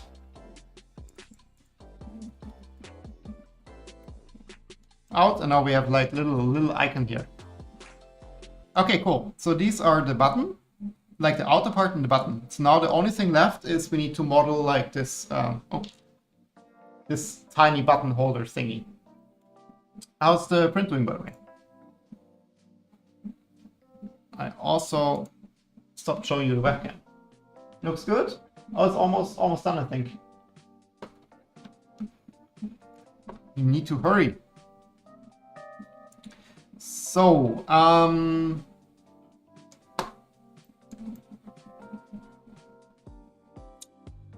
do we do that? So we basically now need to model a part from the back that like kind of sandwiches this like movable button part here. The only problem then is how do we connect the the two outside parts? And I'm low-key thinking of just gluing them in place, to be honest. You just need to be careful that we don't glue the movable button part in the middle, but I think I also glued the USB-C part, so it is what it is.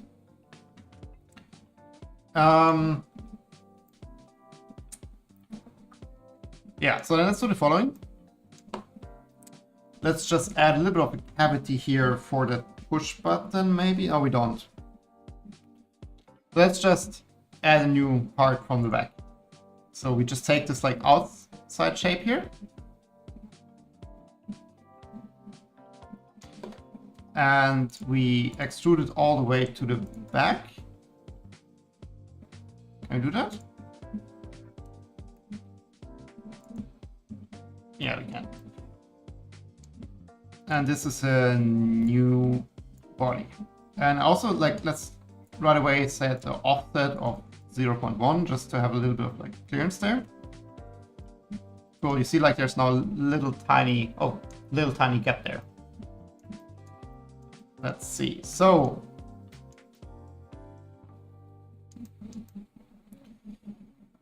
and now all we need to do is kind of fill this space and have a little bit like a gap for the button. Let's just create a sketch from the back. So firstly, let's kind of model just, I'm not going to model the button itself, but the button has 6 by 6 millimeters. I just saw a USB skirt mount that split the whole connector in half. Then squeeze them together with a snap-on. Right. What do you mean by split the whole connector in half? It sounds sketchy.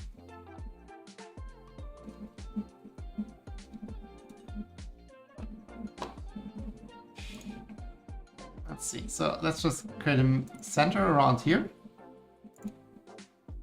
And center around this direction. And then we can just create a point. And we can center this point on that and center this point on that. Okay.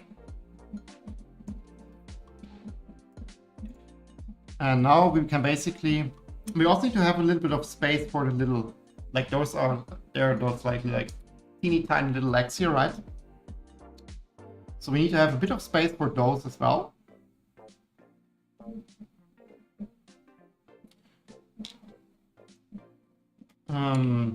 So let's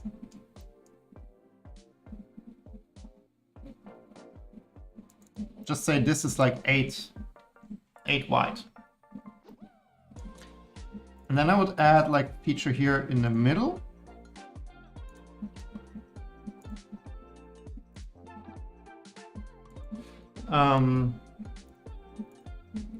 And then we set them as symmetric, like these two are symmetric along this. And this is a 6.2. Alright, maybe let's put this to 10 just to have a bit more space. So then basically what we can do is we can extrude this part all the way here, but we need to offset, let's just say 1 millimeter, right? This is like then the travel distance of the button. Yeah, 1 millimeter should be fine.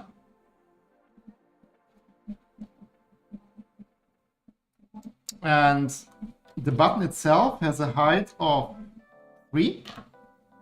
Oh, let's see if it's tall enough or not.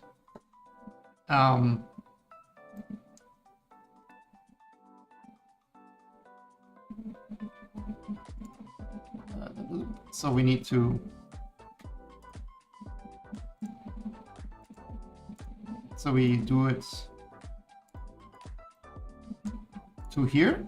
And the offset is 3. Let's see if that works. Oh, not 3 meters. No, it's not deep enough.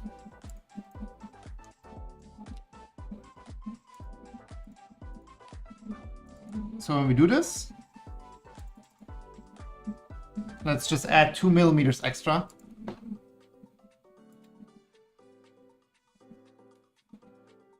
And now we can have the center part. Oops.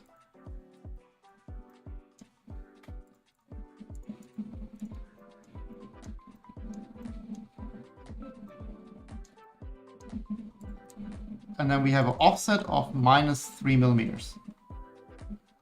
And this should create now like a perfect like seat for that button with the legs coming out left and right.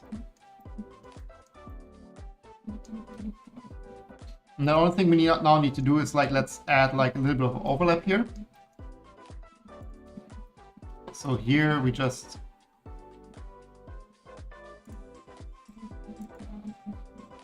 set like 1.5, something like this as an overlap.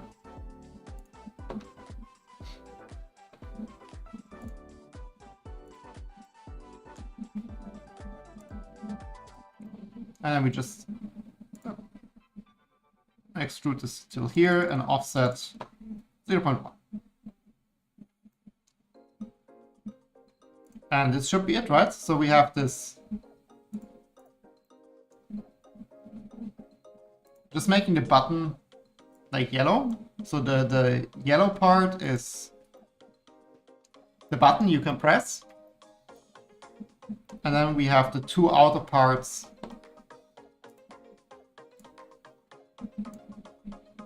Make them all different colors. So you have the back part here, right? And the front part. And I mean, technically, like if you would add a little bit more space, you could screw them together or snap fit them together, but I'll just glue them in place. So the outer part is glued from the out. Then we put the button in. And then the red part we just glue against the frame here as well. Like it's okay. Let's chamfer that, just for looks.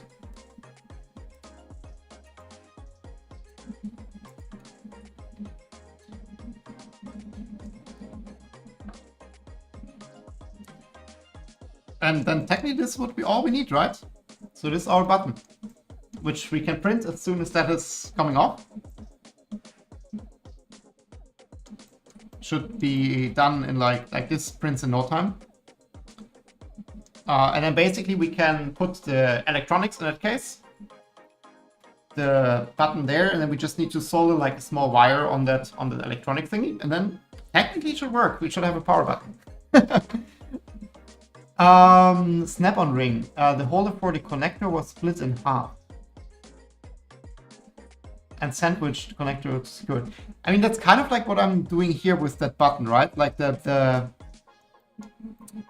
front and back part sandwiched this like yellow button in the middle. The only thing that I'm not doing is like I'm not doing it as a snap fit. I could model it as a snap fit. Might be enough space, to be honest.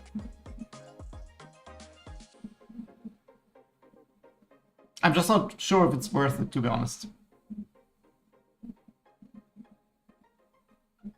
That's the only thing. I'm not sure if it's worth to like spend the time now to make the snap fit.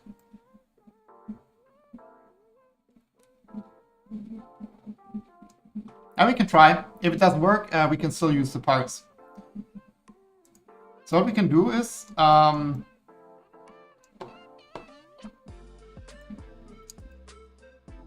let's not have an offset here, so we just have them directly onto each other.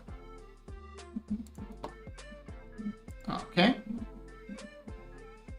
Oh, my fusion is doing stuff.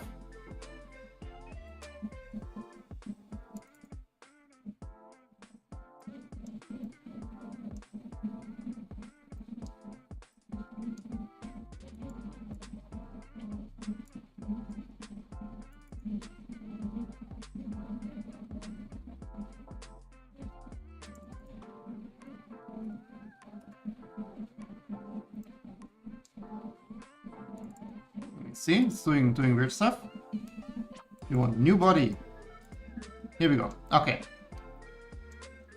Still see a gap there. Let me quickly undo that. So.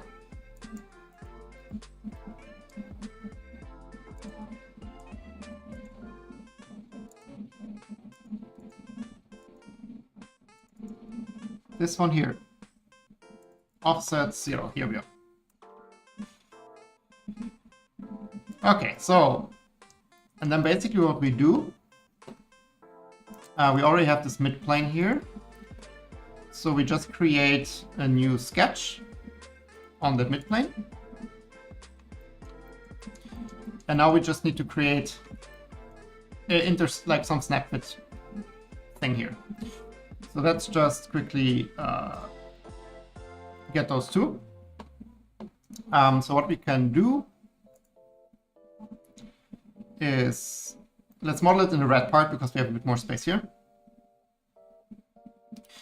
No, it needs to be, because like the gray part needs to be flat on this side because we printed here. So we model something like this.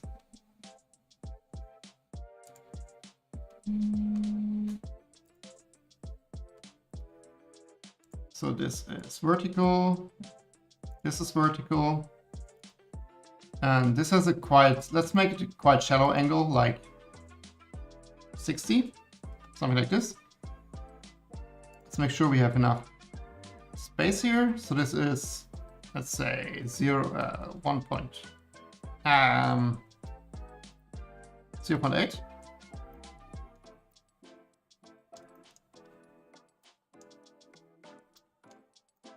And then this is 0.8 wide. We don't have a lot of space here, so we need a bit.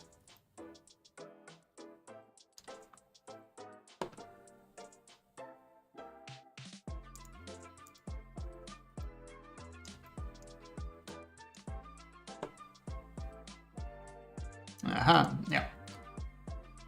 So let's just kind of grab this. So let's make this as wide as possible. The thing is, like, the overlap here is not massive.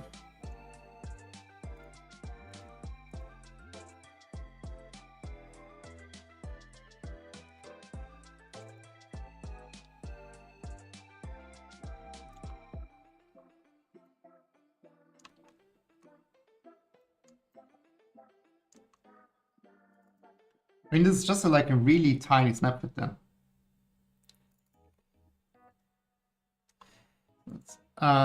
Let's do the following. So the thinnest part here. Yeah. I mean, it's the thing, right? This is only like 3 thick. If you want to have that thicker, we need to make the button smaller.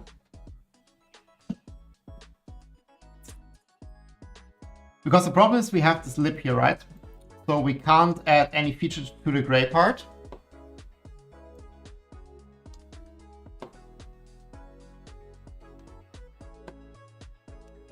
I mean, let's give it a shot. Worst case, we cut this off and glue it. I'm curious to see if that works. So we just create a sweep.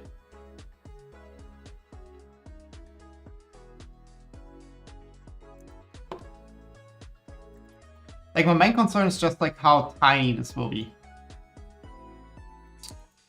So this is the profile, and then the path is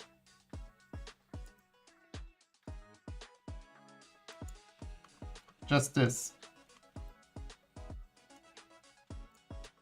Okay. And then we need to combine. Oops. Those two parts. So the target body is the gray one and the tool body is the red one, and we keep the tools. And now we have the perfect match here. We need to give this a little bit of tolerance.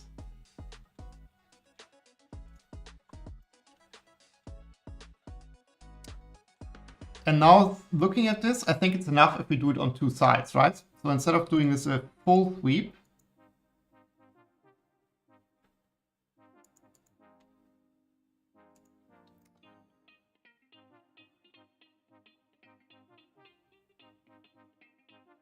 I mean, let's try.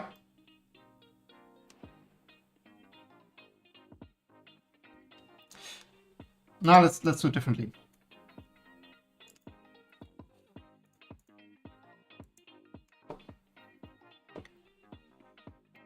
Let's keep this as is.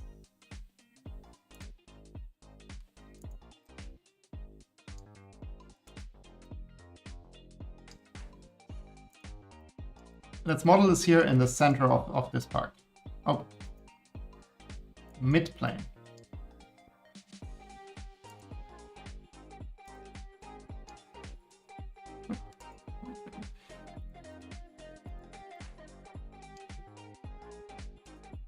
So mid plane.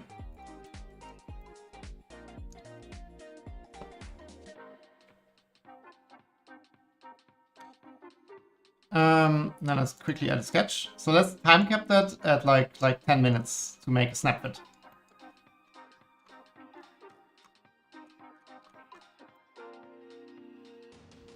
Before we do that, let's quickly check the parts.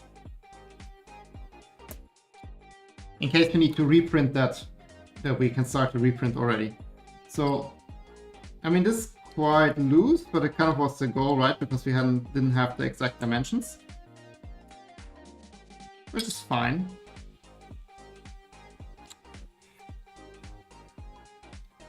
Yeah, maybe millimeter was a bit too. But it works. So this goes in the middle.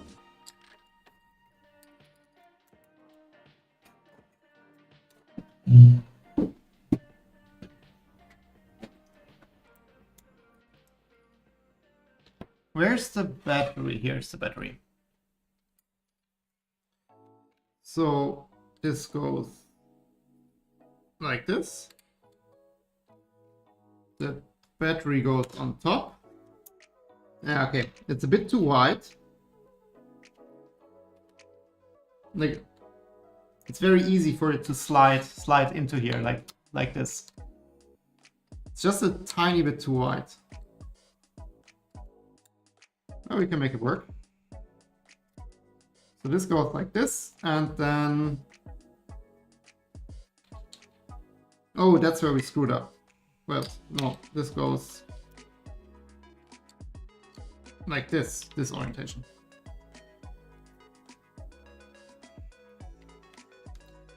Yeah, we did screw up.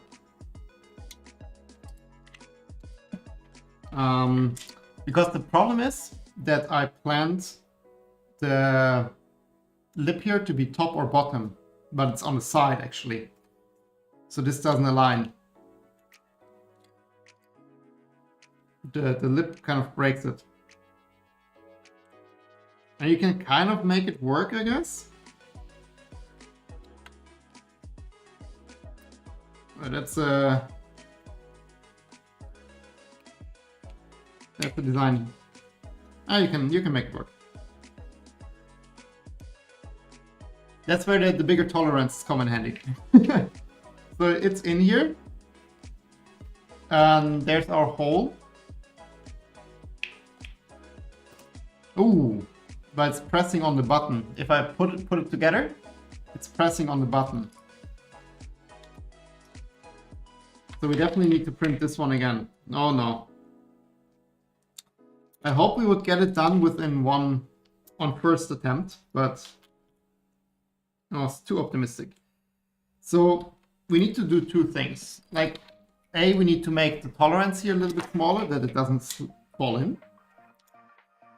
And B, we need to rotate those arms top and bottom instead of left and right.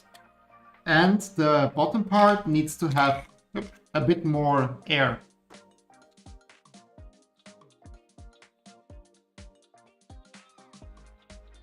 No, this should be fine. Wait, let me quickly try that without the battery.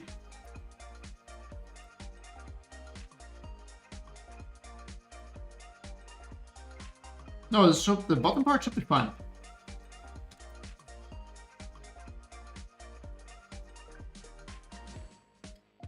The bottom part should be fine. So the only thing we need to do is we need to rotate those by 90 degrees. So that this like metal clip, at the moment, like it's interfering with that, so this needs to be rotated. So like those need to be rotated.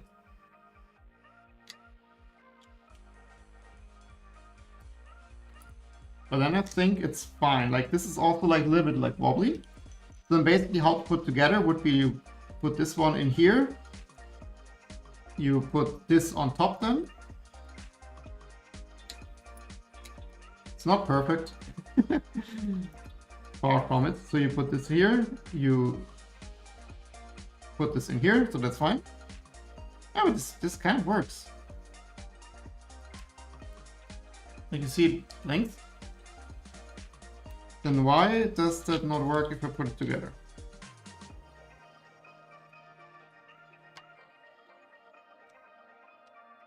Oh, it does work.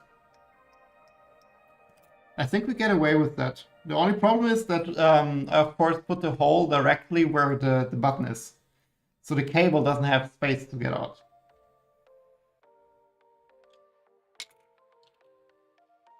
Yeah, but it doesn't really it doesn't quite fit together. That's the problem.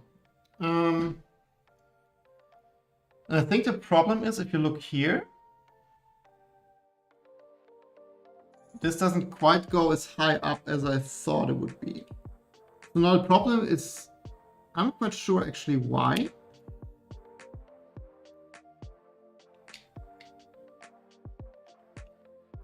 But it has to do with those arms.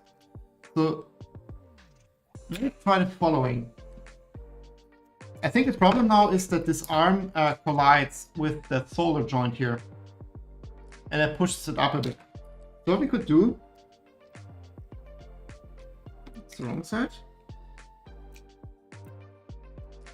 Let's just try to shorten that a bit.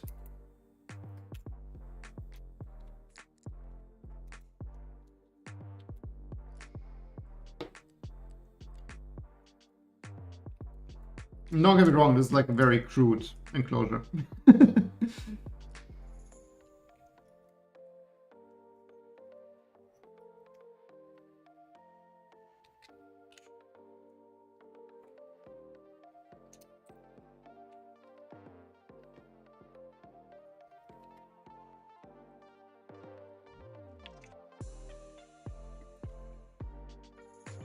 I guess the better solution would be to have the board being held in place on the bottom part, then having also like another section that holds the battery in place.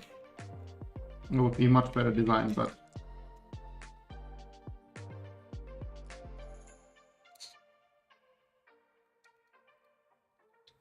okay, this is okay. Yeah, see now it's completely flush. So that was so our design works with this like caveat. And it's like the battery is securely in place, like there's no wiggle if I shake it. So let's just quickly put this together, just Oh, I made another mistake. We printed the holes mid-air. We should have added like some feature here to like secure the holes. That's okay. Not pretty, but works. Clean this out.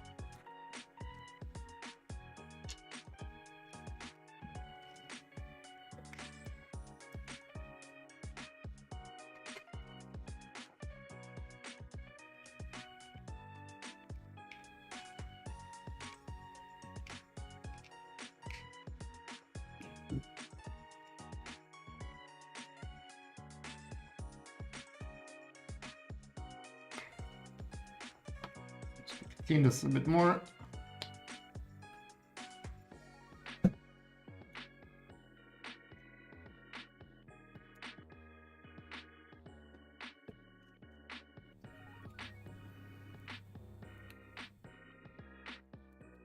Oops.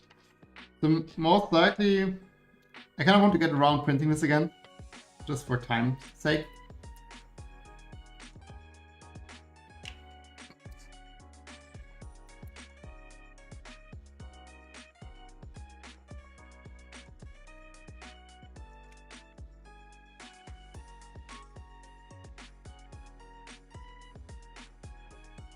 Most likely we have to drill like an off-center hole on the bottom so that the cable can go out.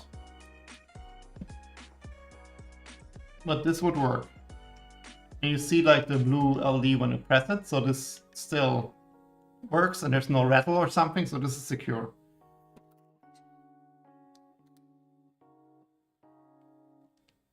So the only thing then we need to do is we need to like add a hole somewhere around here that's not directly over the button. I mean, maybe we can even like get it out there. It should be fine. And this can just be glued somewhere. Okay, then let's quickly go back to our button snap fit situation.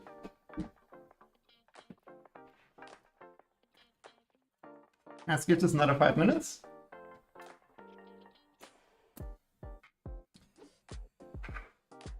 So, where were we? So my idea was to only have the snap fit left and right.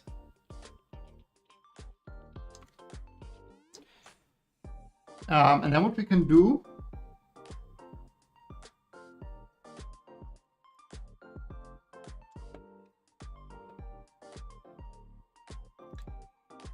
we can kind of make space, because left and right we don't need to have the push button to be that thick, right? So what we can do is this one can print. Oh, ha! This one can print on this surface, right? So we can go do all kind of crazy stuff here. So let's quickly get rid of this again.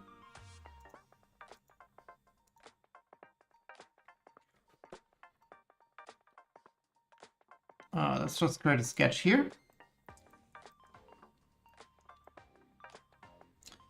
And we just create a line from top to somewhere here on the bottom.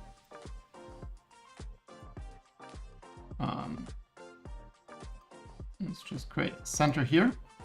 We can always use the centers to like mirror and stuff.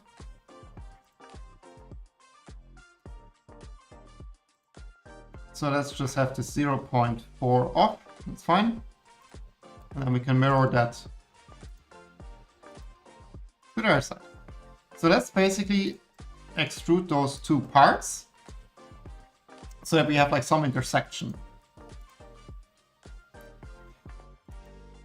Nope.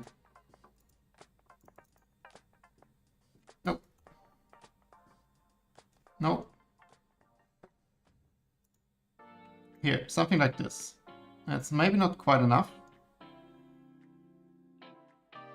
Let's actually select just this top part here and say we have 2 mm extra on top of that. Yeah, that's a bit too much here, but what we can do is we can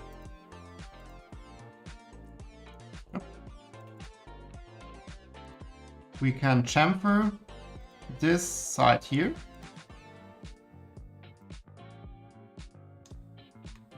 so the push button in the middle has enough space. We just have to then... That's the thing, like it also needs to go down like 0.2 or something. So maybe we only do this 1.5. Just a tad less.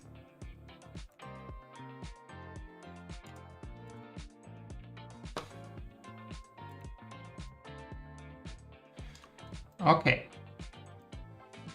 And now in here we have enough space that we can model like a snap fit. So let's just do a mid plane between, it doesn't really matter to be honest, just somewhere along that thing. Let's just do it here and here. And then we put a sketch here. Where is the part? I hate how Fusion always like beams you somewhere. So let's just project this, and then we can make a snap fit here, just like some triangle shape. Let's make sure those two are the same length, and then we can just determine the depth. Let's say this is 0.8, maybe? This should be fine. And then we can actually use the sweep feature and do this along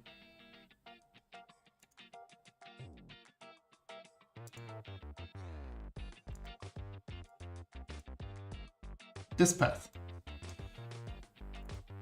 So now we have this like little thing here.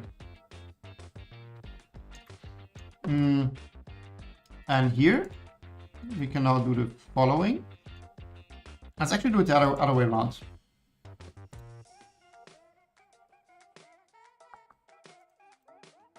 We most likely had like oh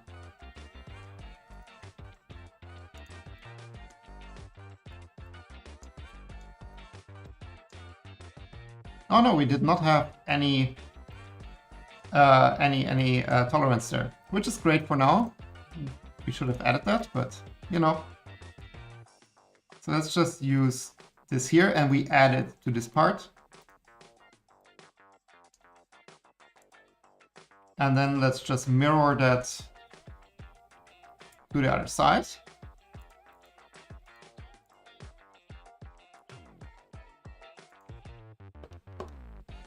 So now we have like those snap fits on both sides.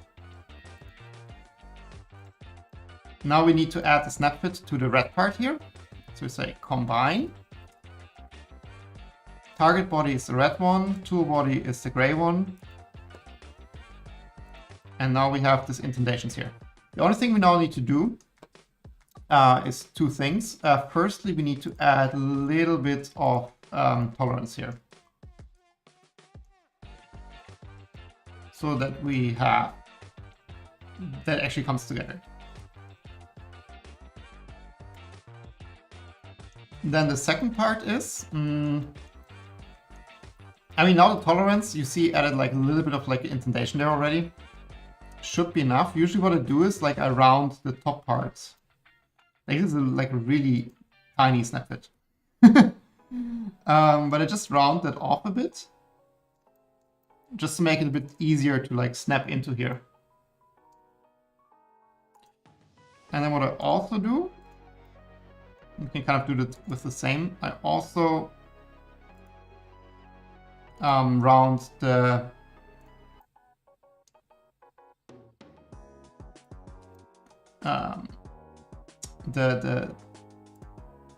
edge part of the snap fit.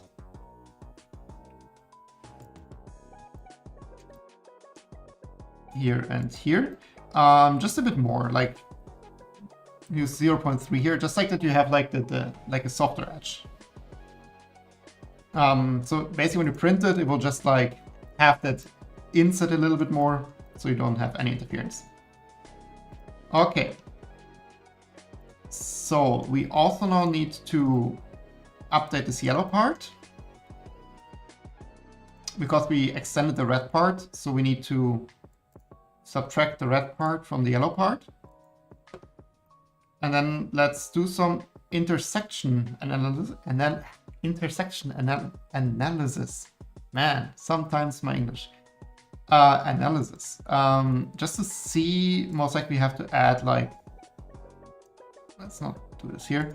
Some tolerances and stuff. Inspect. So if we go down here, let's see if it works. So basically, you see the parts, it kind of works. But the problem is now that the yellow part, we need to push it in, right? So we definitely need to remove some material there, but then we also see this like, oh, now it goes in here in the snap bit as well. Well, that won't work.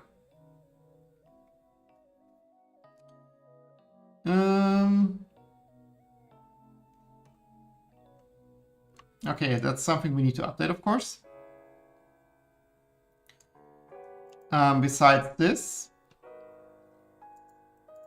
we need to also push this surface a little bit back. So we have tolerance between those two parts. I mean, looking at those now, just like those two, I think this should work.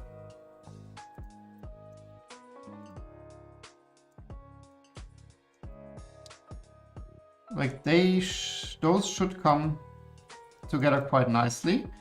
Also here we need to have some offset, like on this section here. But besides, it should work. So where we do that, let's just add this and this surface. Same here.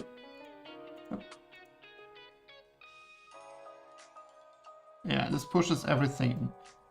Let's also select these two.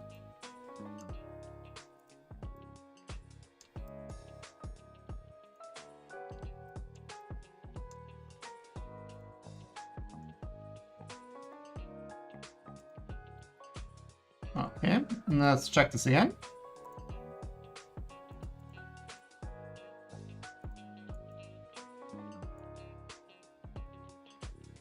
Yeah.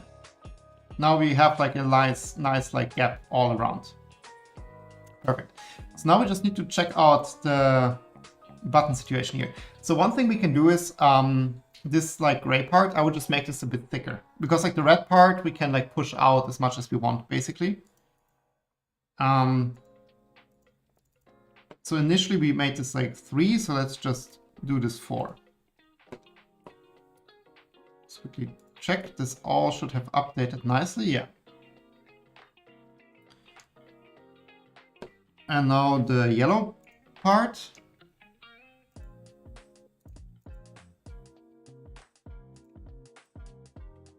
Hide those button bodies again. Yeah. So the only thing we now need to do is we need to like update the shape of that a bit.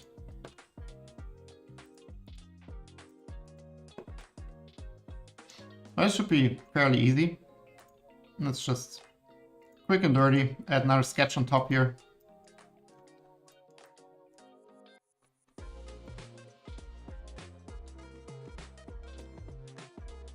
So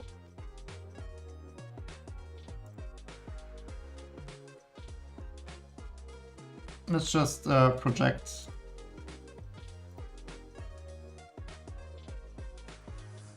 these parts here.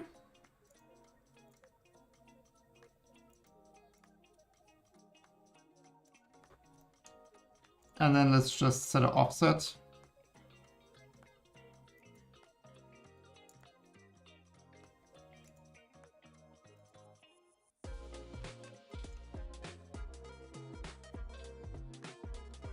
Around that.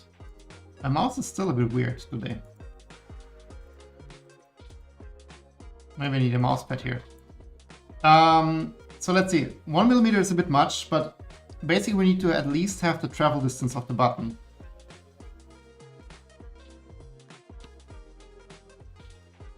So let's do 0.5 maybe.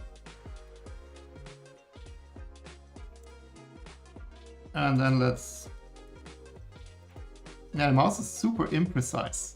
Not sure how to describe that. Just add a box around that.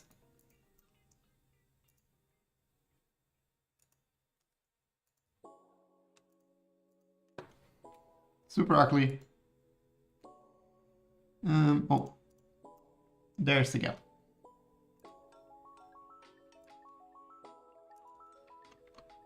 And now we can just take this.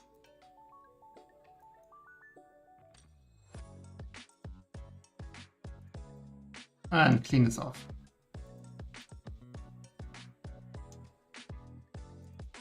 The only thing we now need to check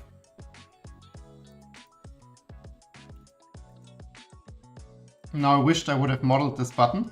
So basically here we have this button now in the middle sitting, right?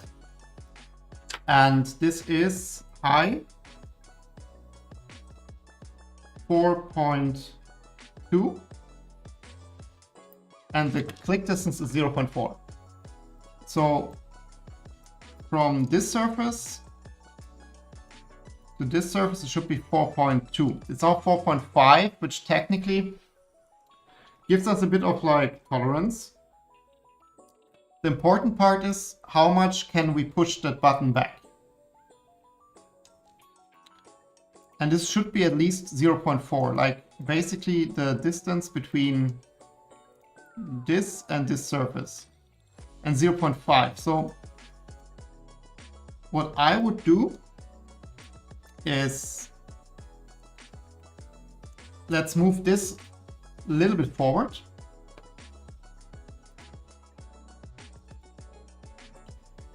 So this is, we had a 3mm offset here. So let's do 2.8. So we just move it a tiny bit forward. So now this should be 4.3. Perfect.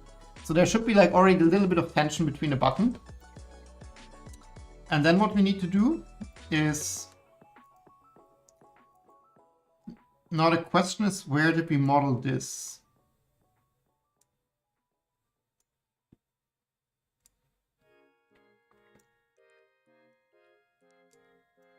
Oh, basically we just created the shape, right? Yeah. So here's 0.5, but we need a bit more. So let's do 0.6 so that we have more travel available than the actual button travel is. So we can be sure that we press the button.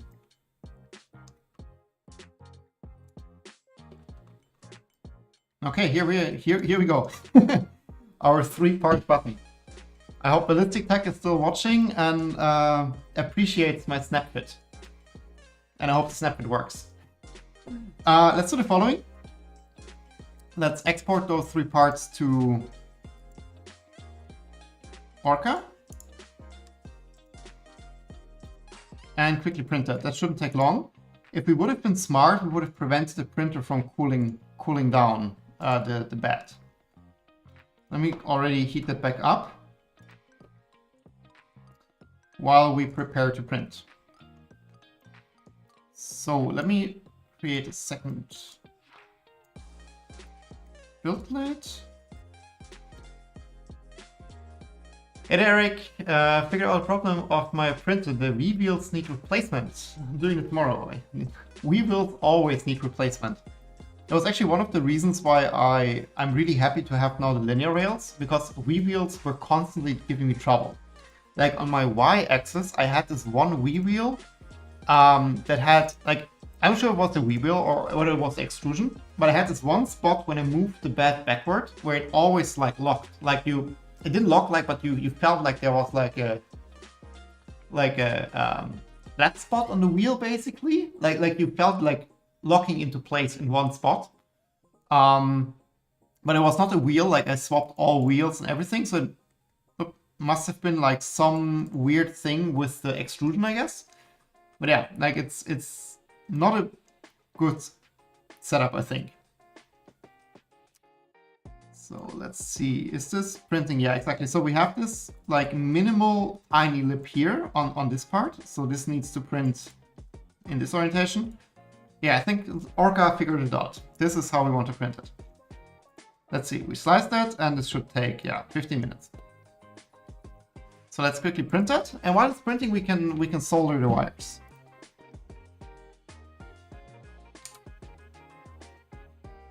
Let me show the webcam again on the side. Make some space. That's what on my Ender 5 Plus. Hopefully the replacement works. Well, it's always good to have some spare V-wheels on hand. It's actually like, I always have bells. V-wheels I don't need anymore, but I used to have V-wheels and nozzles. Like stuff like that, I always have a couple of things at hand because you always need it at some point. Okay, let's maybe zoom out the hair here. So we kind of need to figure out how we can bypass the button.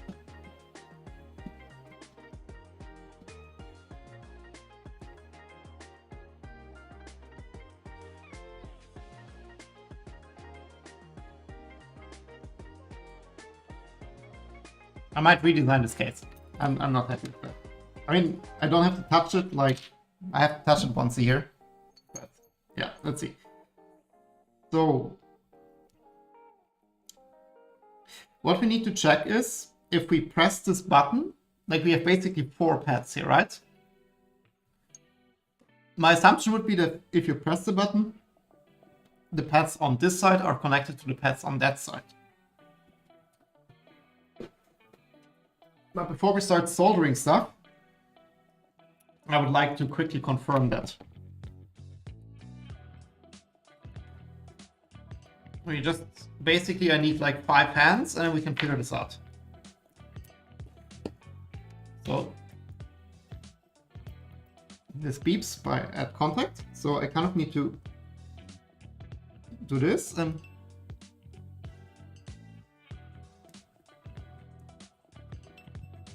yeah, so those two are connected already. So it's not left, right. Yeah. So basically one cable needs to go here and the other cable needs to go here. Let's see, maybe this side is easier.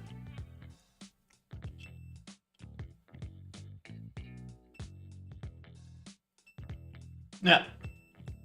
So those two are the same. That's my voice going downhill. Okay, so let's see. Let's configure the soldering iron for soldering.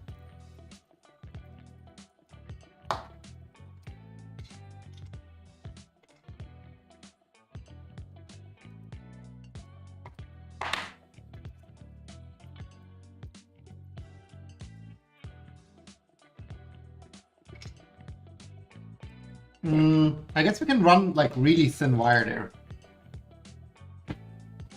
Let me see, so I have this, which is like quite thin. I think it's like 28. Let me quickly get my head sorted. We also had here. Maybe we can use the rest of this. That's what we used for the failed attempt of camera. I mean, this is hyper thin, but like, I mean, it doesn't really matter, right? Let's just use this here.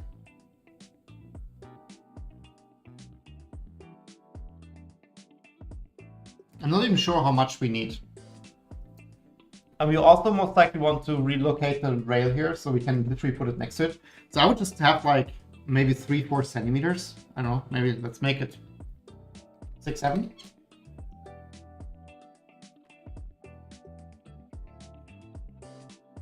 Something like this should be long enough.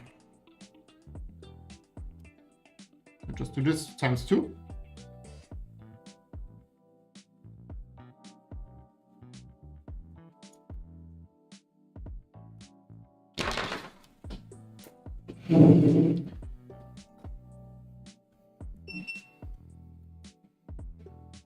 There's a lot of gunk on the nozzle. Let's see.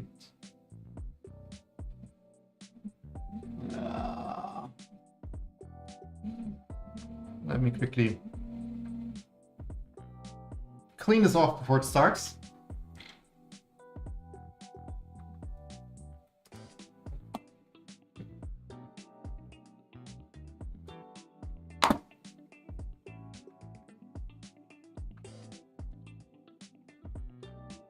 Okay, that's... yeah, no, it's fine. Okay. Let's see if it doesn't catch that.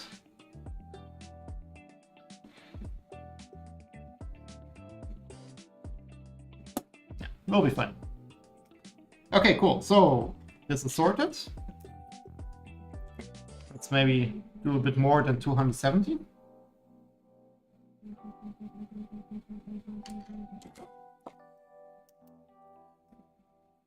See, so this is really tiny wire.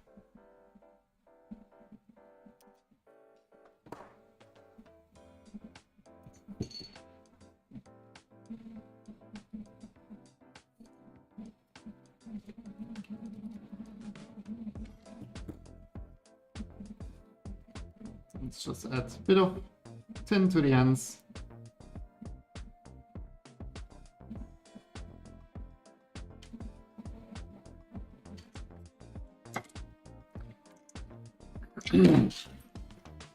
Okay, so yeah, let's really do the side that's a bit more away from all the tiny electronics. This can only go wrong with my soldering skills. So I guess it's good to just add a dab of solder first and then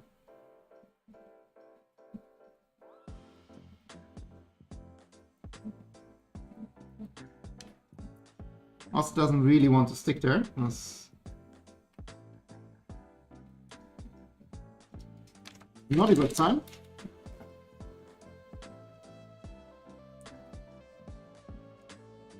Let's see, I had my tweezers.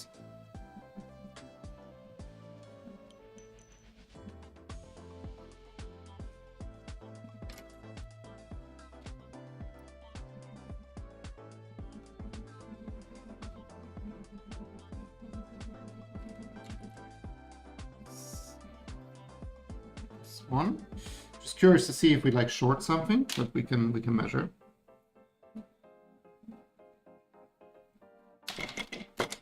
Okay. So we have two cables. Let's see if everything still works as expected. Okay, it doesn't. Detect a bridge, that's good.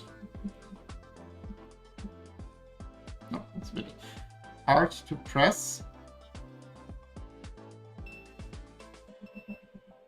No. Now it's connected.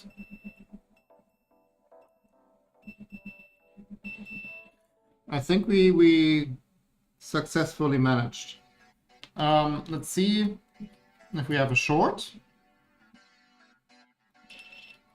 We don't. So this seems to be successful.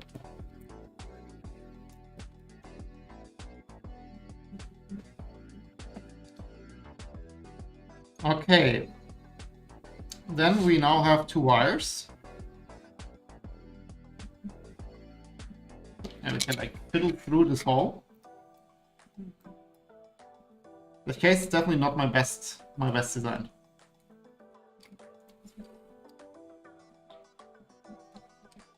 And we said this needs to be in this orientation.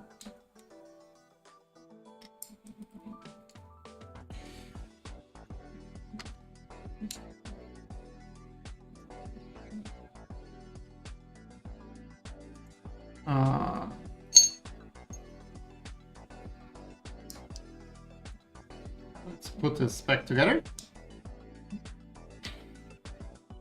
And let's see if it still works.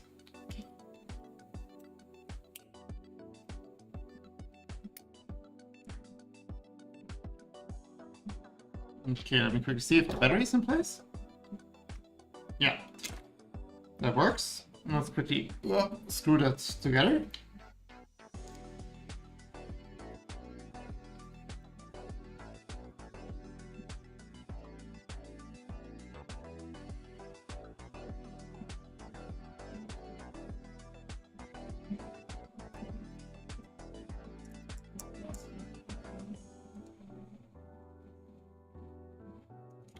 Here we go. Now we have a Zigbee button with 2 wires. Just for the fun, let's quickly check in Home Assistant if this is still doing stuff. We have the new automation here.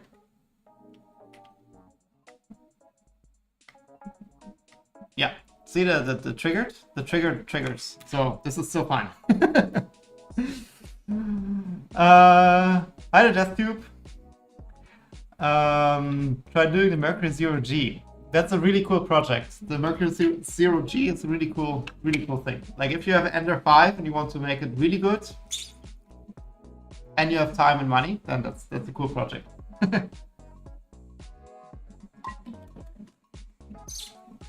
Let's see. So, I mean, let's quickly check how this ends up in here, right? So we want to move down the linear rail a tiny bit. That was how I wanted. So we can place this here. So the cable really doesn't need to be that long, right? Like it's like this much is like plenty already. Maybe let's quickly move the linear rail while this is continue to printing the button. And then we can just like place the button and like see how it will be in the end. Let's see, how do we do that? The one thing I don't want to unplug is this this cable here for the Raspberry, because I'm always panicking and putting it in the wrong place. So let's just, it's a bit of an awkward angle here with the camera. So let's just unplug this here. And then we can just, we can just get it out of here.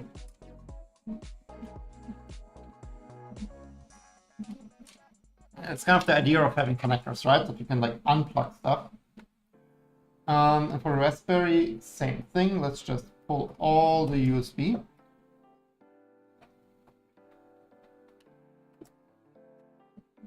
And then we can just unclip that here. Okay. Now the problem is this is like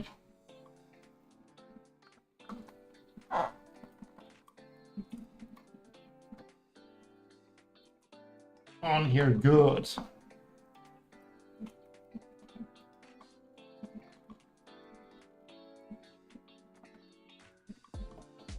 Not sure if this is still straight.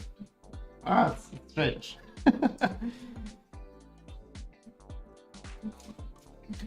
Let's just get this all off.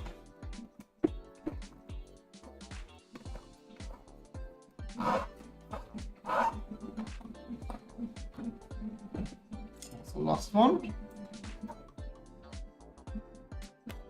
Oh, there's another one. Cool. I glued this in properly.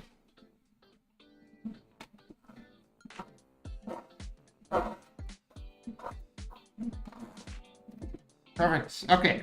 I actually need new tape, which I did not think about. Let me quickly grab that. I'm right back.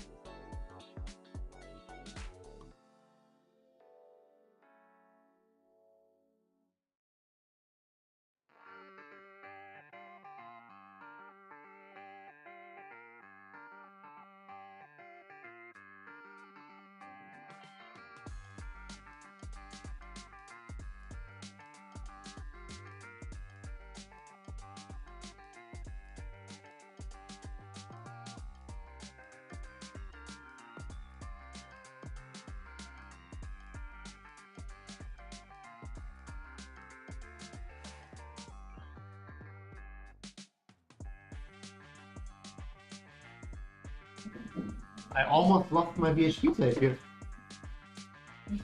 Okay, let's also clean this up.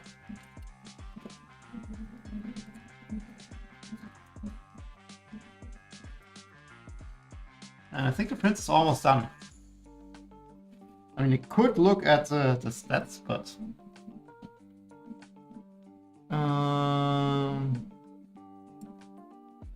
3 minutes, okay.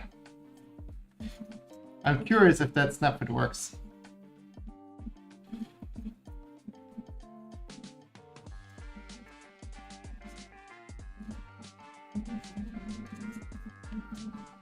What a mess. Sticky mess.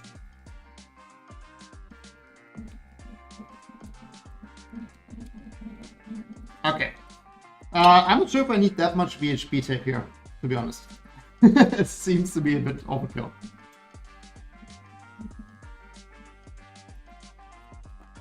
I think 2 are plenty.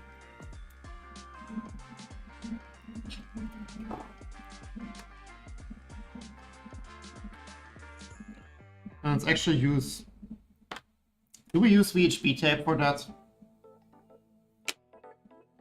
No, that's not. I also have this, which is a bit easier.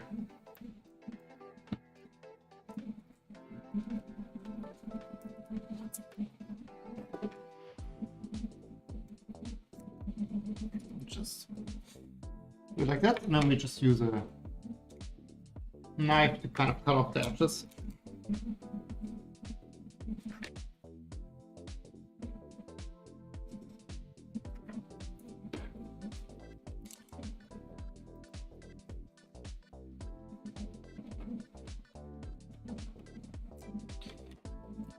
Okay, so I'm not gonna put this in yet, but just to like eyeball that, so this goes here. And then basically this can start basically on line with that.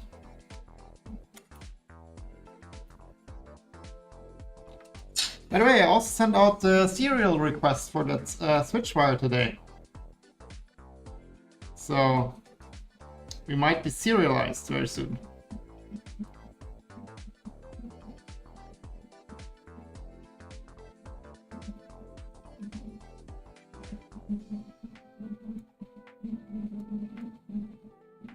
It's always the worst to peel off the backing of the VHP tapes. Oh, that was easy. Okay. So we said somewhere here, right? Kind of right?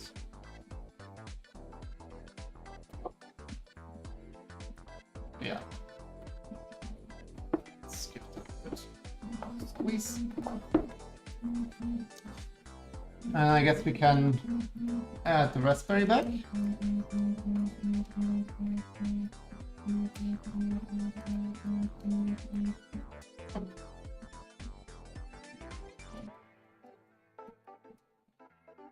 I can't wait for a time when all USB is USB-C. So here we go. Let's maybe add this little tiny bit more down.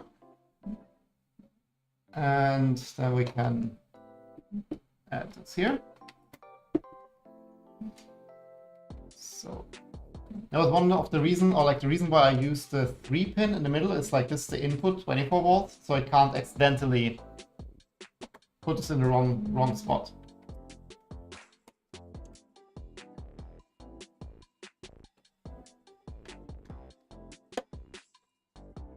Would be nice if we, yeah, put it a bit underneath. Cool. Okay, and now this can go up here. But before we do so,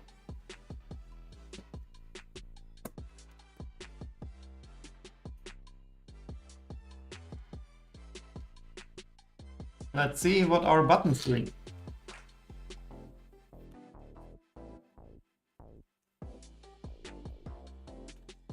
Always let your ABS cool down properly, of course.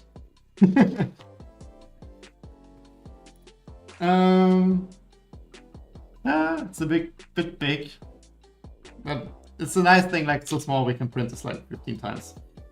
Okay, so the first thing would be this needs to kind of fit in here. Let's see if we get this maneuvered in here.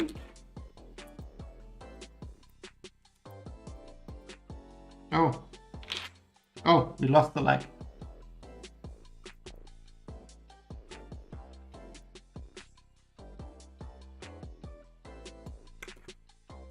Good, we have 4.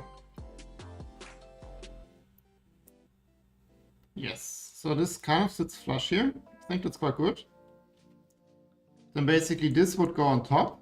Now the question is, yes, you can push it enough in that the button clicks.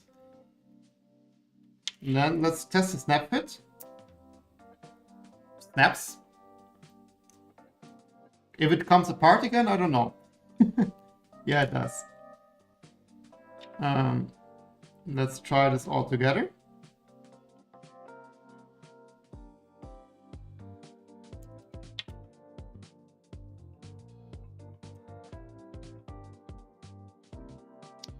Oh. Well, I made a mistake. Oh, but it works. Oh, but this does not move. Woo.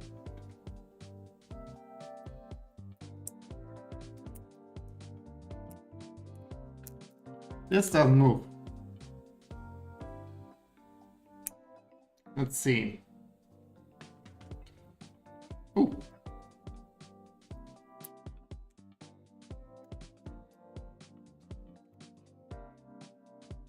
I don't think it goes up yet.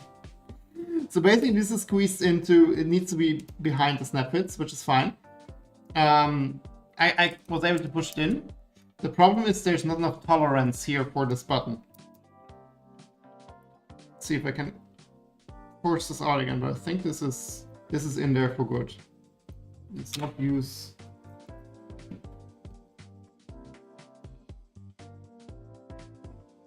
Yeah, this is there.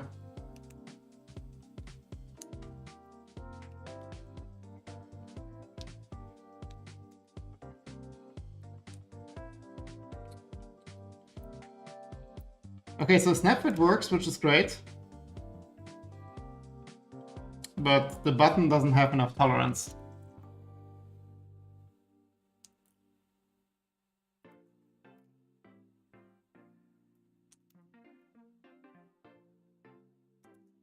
Did we add any tolerance there, or did we just forget the tolerance?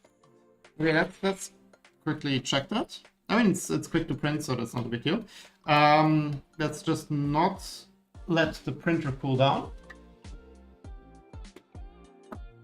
Okay, just kind of like make space.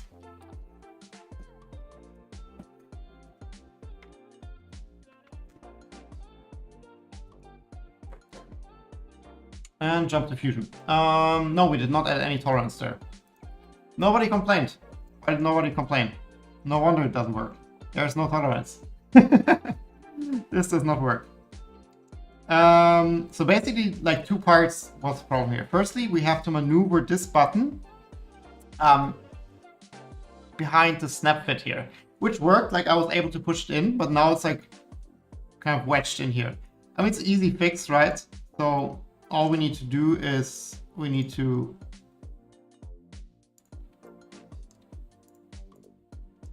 just move around here quickly.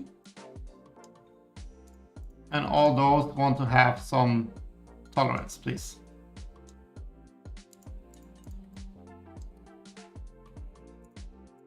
That's a classical check twice, print once, or something like that.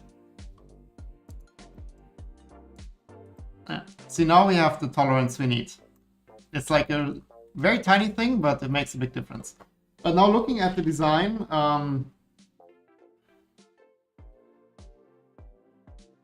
Yeah, I think the power button is fine. Let's keep that. Let's also quickly check in this direction for interference.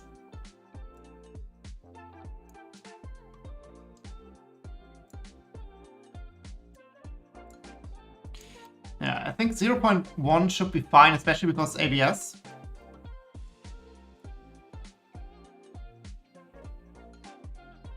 Yeah, okay. Then this is all we need. So the back part we can keep, which also means we can solder the thing. But let's quickly check if it fits in the mesh as well, because otherwise we print it now again and then we figure out it doesn't fit in here. It's now a bit awkward, kind of like the limit of what I can do with the camera. So let's see if this fits here, and this would fit. But it does push up on the panel here. So we need to make sure, and we also need to modify this part. So up here we must not have like the ridge. So this works. And let's see. Does this work? And the answer is no, this doesn't fit. I mean, you can make it fit. Just need some tolerance as well. So let's see where this interferes.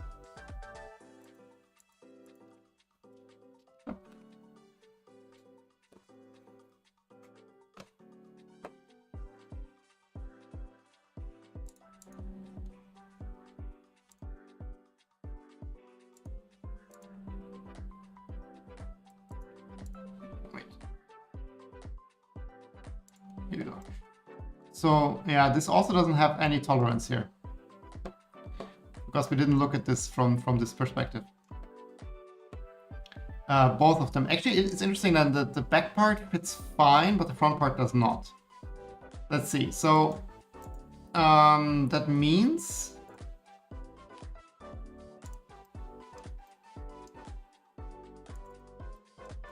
we can add all those here to that as well.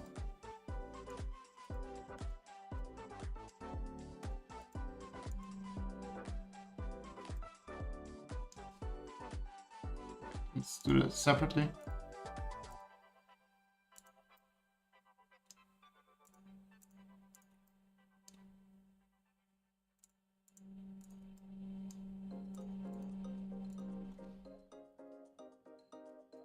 So that works.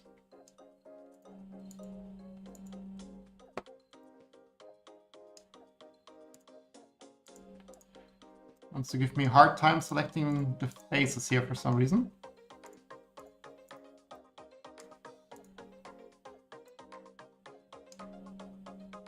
Okay. Let's show those again, and let's do the intersection. Yeah, now it's better. See, now we have like the tolerances here we need. Oh, Eric, I missed your message. I just need a least reliable printer for my business. I still go to school and don't have much extra time. Yeah, so if you do it for business, it's always like the question whether you want to like fiddle around with the printer, right? That's always the thing. And I totally get that. Like for me, like I'm a software developer. For me, like I highly need reliably in my machine, like my laptop. I just don't have the time to spare to like fiddle around with it if something doesn't work.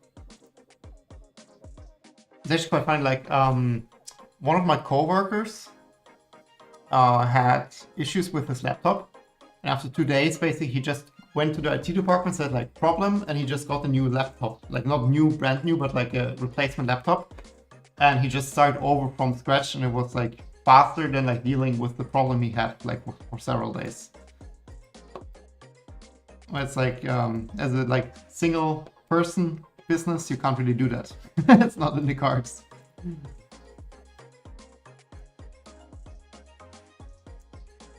Just checking. Yeah, now we have like the tolerances everywhere. Oh, but we forgot to... this ridge here needs to be gone, right? On top. So let's just do the following. Let's just... I'm kind of hacking this now really together. Slice this here. And then this section of the body we can just delete. Associate feature file. Oh, and not delete, remove. Now it's flat. Okay, cool. Then let's quickly print this again. Let me quickly make sure in Orca slicer that I remove the ones we had, that we don't mix them up. So this goes to Orca. This goes to Orca. And this goes to Orca. And now we go to Orca. Let's just put them all down. And then we arrange that plate. Oops, you have to go down, please. And we slice. And we print.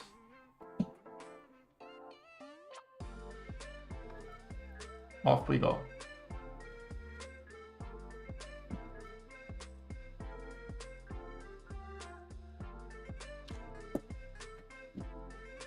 Okay.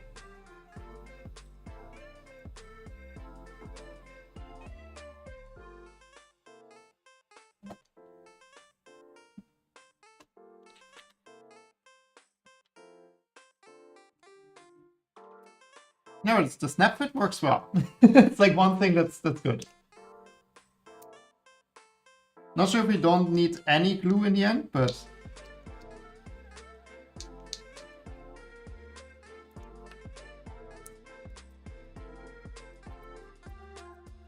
yeah, it's a shame. Oh, now I haven't worked a bit. Let's see if we can click the button with that.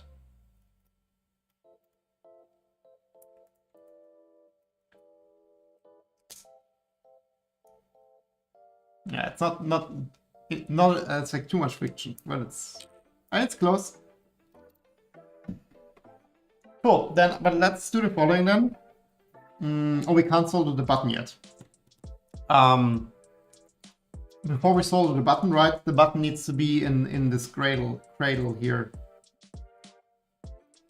This needs to be in here first. And to be honest, like I think it's easiest. Can we solder it just from the back?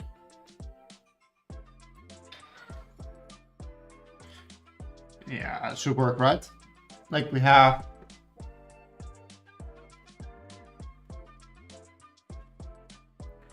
Like the feet are poking out here a bit. I think it's enough to just solder. So maybe it's easiest to just add a dab of super glue here in the middle. Just glue this button.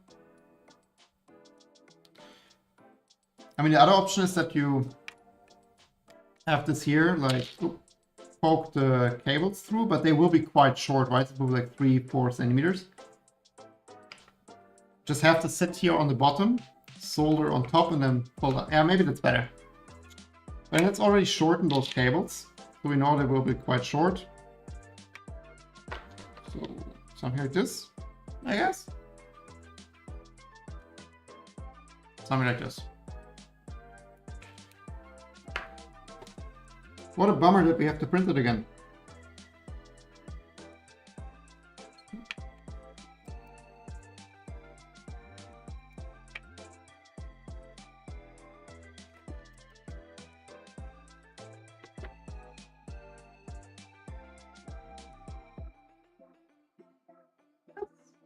I mean, it's nice.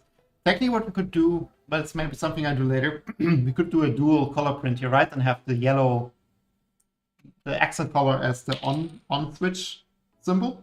That would be cool.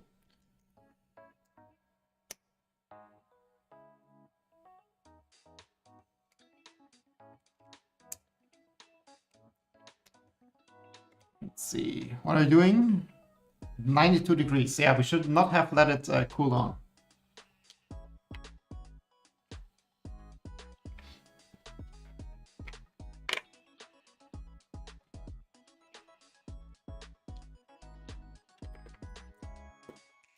we can like clean up the mess a bit while we're waiting. But then we can also already dive a bit in the home assistant side of things, right? Because like once the button is working, we kind of need to, the button needs to make things or do things.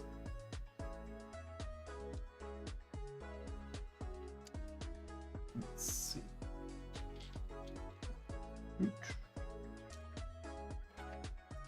Quickly make a little bit of cleanup.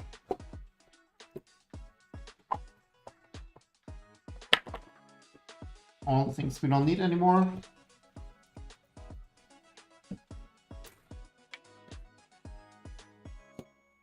Okay.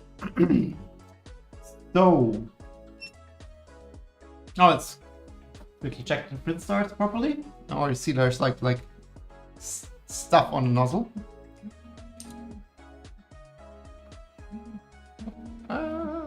Where am I? Let's quickly make sure that we don't have that gunk there.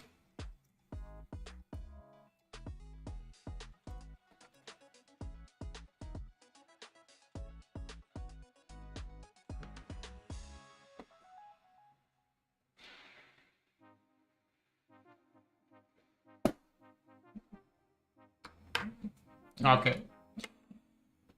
Just in time for the actual print to start.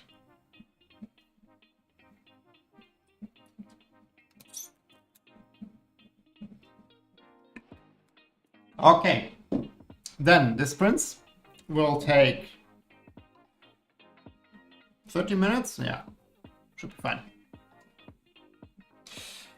Then let's go to Home Assistant. So basically, let me just show you what I did, right? I mean, some people talked about this already, and I mentioned like 1,500 times. But I have a blueprint. Printers. I mean, I have a couple. So basically what I have is I have the physical smart plug and I have like a virtual switch. I call it a proxy. And this virtual switch is just in settings. You can have this, where is it? Helpers, exactly here, helpers. And I have this, so Charlotte is this printer I called Charlotte for reasons. So I have this Charlotte as an input boolean. It's just a toggle. It's just an on-off toggle. It's virtual, it doesn't exist. But you can run automations based on that. So basically what I do is, I have this virtual switch, and if I switch this virtual switch on, then I just turn the printer on. So that's really simple. And this is the first, yes. This is the first one. So this is like a script in their language. So basically if, so if the proxy is on, then I just say the real one on. So I just turn on. Else, so if the proxy one was turned off, I check if the power sensor, like how many watts does the printer need at the moment, is below 30. I thought it was 20, but it's 30. And I checked that like if the lights are on, but nothing is heating, it's below 30. This is not perfect. Like ideally you would use the Moonraker HTTP API to query whether the printer is printing, but this is like, it's quite okay, I think. Like if it's below 30 watts, it's not printing. And in this case, I use the shutdown action, which is the input. That's basically just SSH shutdown. So I just tell the printer to shut down. And then I delay for 15 seconds. And then I turn off the real plug. So it's a proper shutdown via SSH, and then I turn it off. So then if the power is above 30, so it's printing. I try to turn off the printer, but the printer is printing. That's not good. I just turn on the proxy again. So it's just like it turned off. I mean, I can show you right now. Would be awkward, it wouldn't work. So, oh, yeah. Because I moved the printer here, right now it's not connected. But this one is the V0 that's printing. And this one is this virtual toggle. So if it, at the moment you see the power consumption is 0. So I can turn it on and it's not turned on. But because the power consumption is 0, if I now turn it back off, it will run the automation. So it will now send the SSH.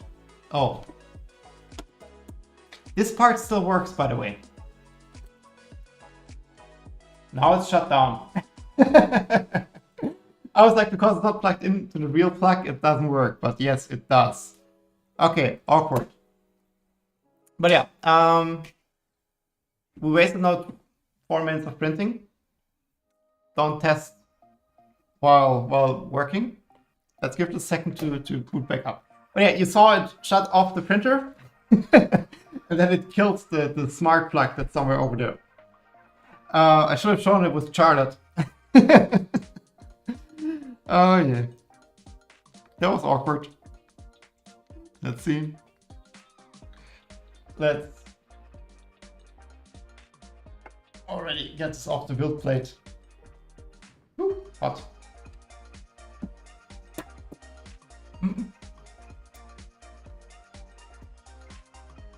Just quickly peel this off. That was stupid. Okay, but yeah, you see, basically this virtual switch tells the printer to shut off. And because the consumption was 0, because not plugged in the proper plug,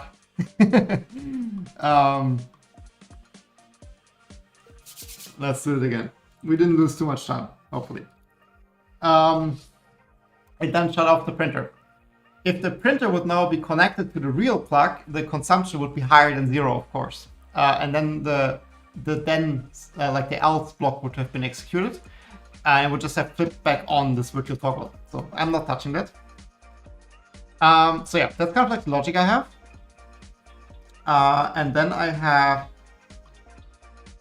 the opposite way. So if somebody switches off the physical plug, which shouldn't really happen, but then basically I just copy that over. So basically if the real entity is on, then I set the virtual, the proxy, to on. And if it's off, it's off.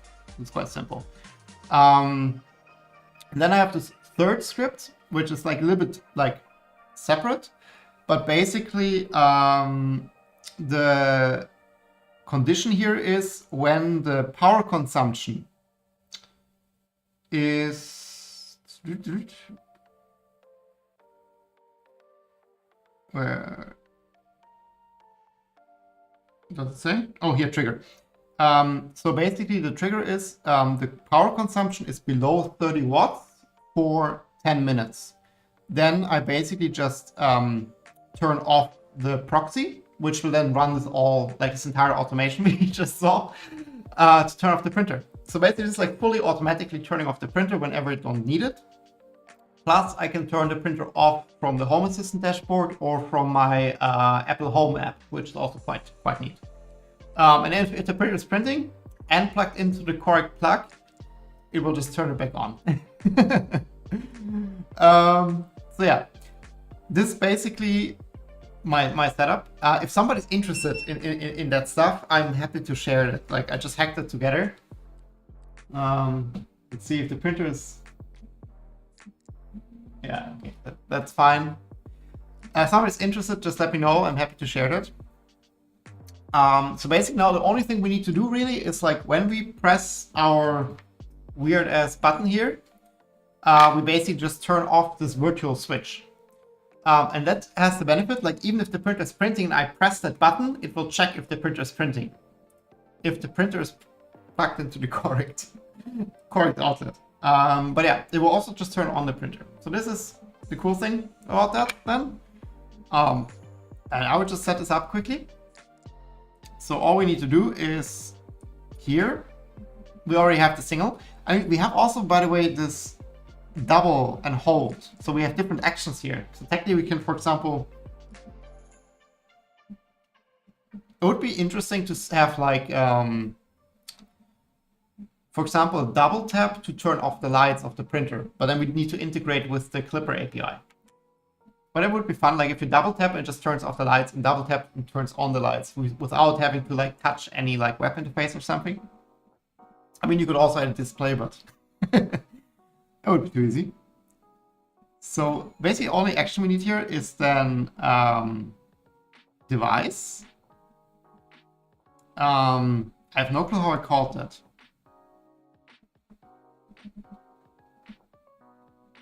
I have no clue how I called that. Let's quickly check. So we have this input boolean Charlotte.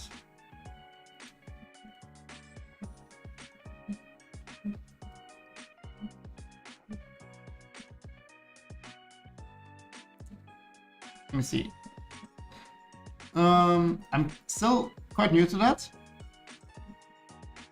so I'm always confused how to.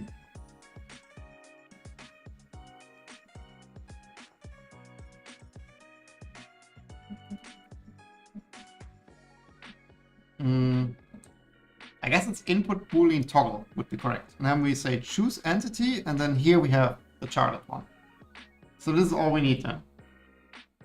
So a single tap action just toggles this input boolean. So if it's on, we turn it off, and if it's off, we turn it on.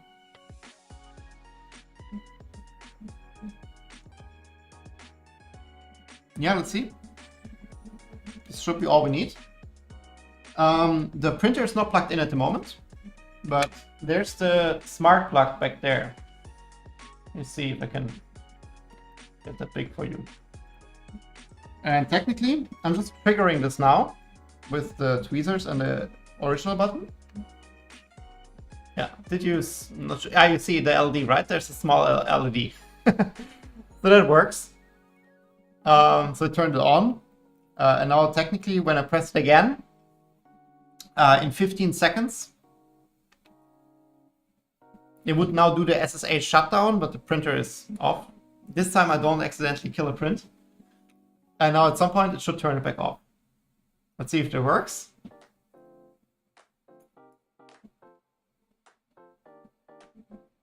Doesn't seem like it.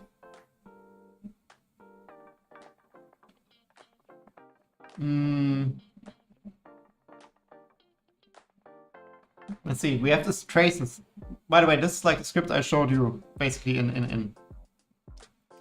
Ah, it shut it off, so it did it. It just most likely timed out on SSH or something. Oh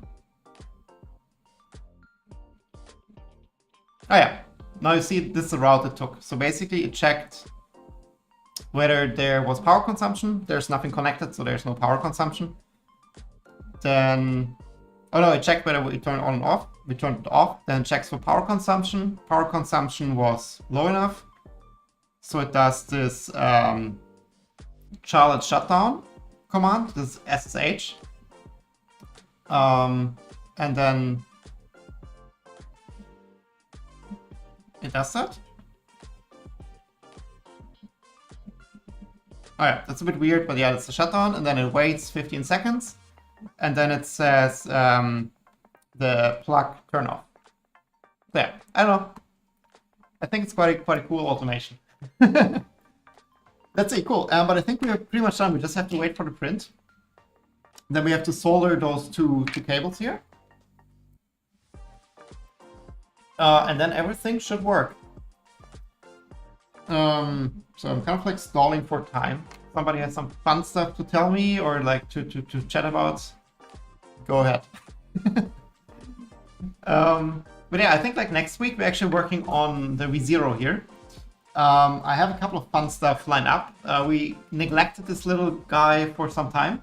But I ordered a lightweight X-axis extrusion, like the extrusion where the X-axis rail is mounted to. So maybe making it a little bit faster. And I also want to add a little bit more LEDs to that, and also like check out RGB LED animations that you can do with Clipper. And also this one we will add there too. We just need to find a spot where to put this, because like, I mean, in the Switchwire, this is like not big, has ample space, but for the V0 we need to find a spot where we can like hide this puck here. I don't think we can make it much smaller, to be honest. Like we can maybe squeeze out a millimeter in height, but it's pretty much the PCB size plus 2 millimeters for the shell.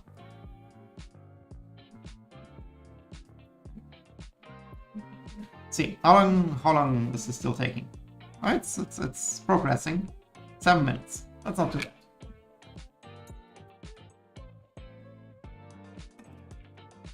And yeah, I have basically like a second one of those switches and unpacked it yet, but it's just the same switch. This is how they come, and then you just tear them apart and solve that connection. I most likely will just add that in the description, like a link to this one. It's nothing special, like you can basically do that with any Zigbee switch, more or less. There's not no special, it's just like that was the cheapest. That was the qualification.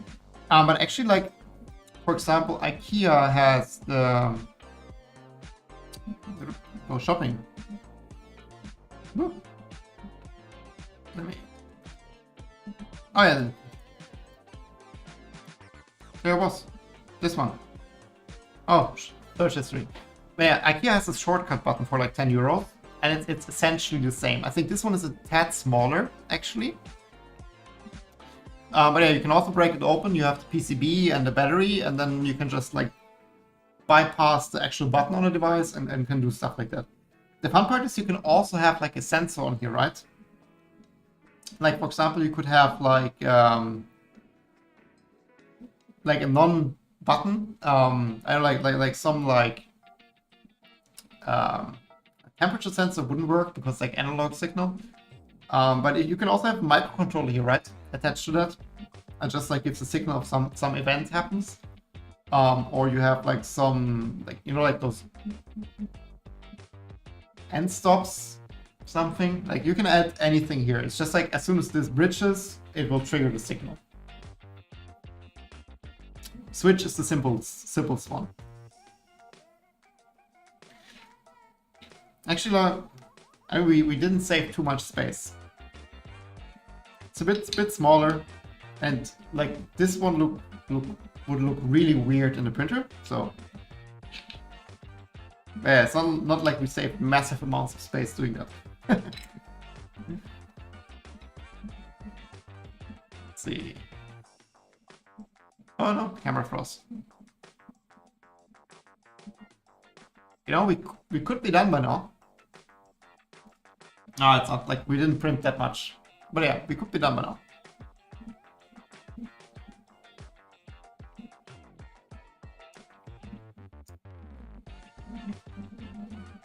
Hi, Quinn.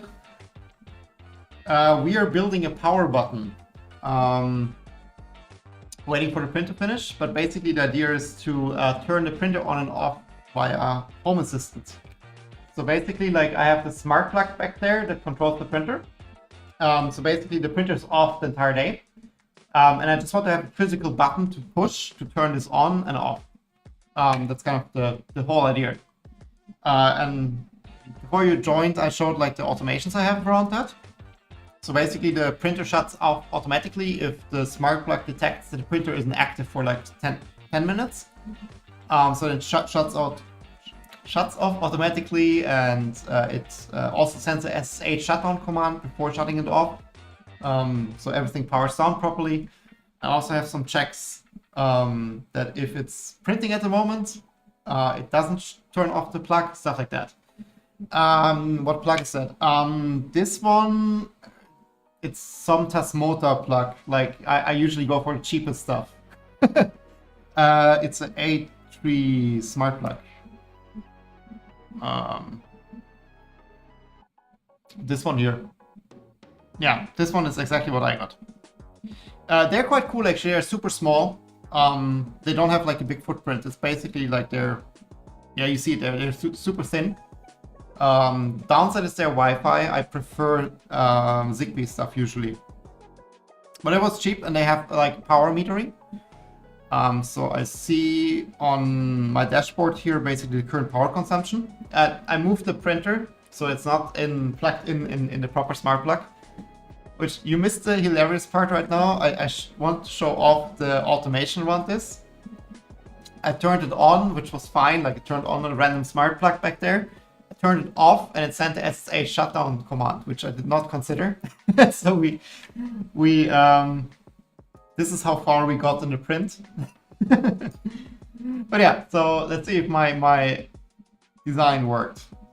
Oh, and I just turned on the plug with the wires. Let's not play around. But yeah, so basically we just designed that stuff in Fusion. First one did not quite work. We forgot some tolerances here and there. The good old measure twice, print once or something, or cut once. But it is like the plug or like the switch preprint, and just goes in the front grill of the printer.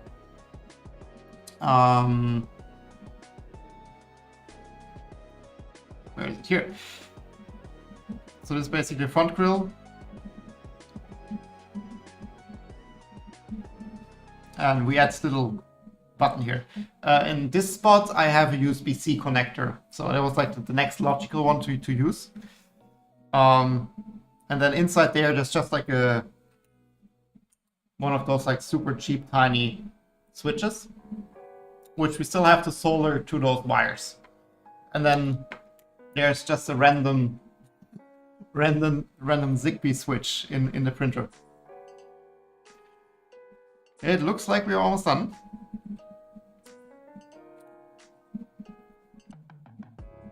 One minute. I hope it fits together now.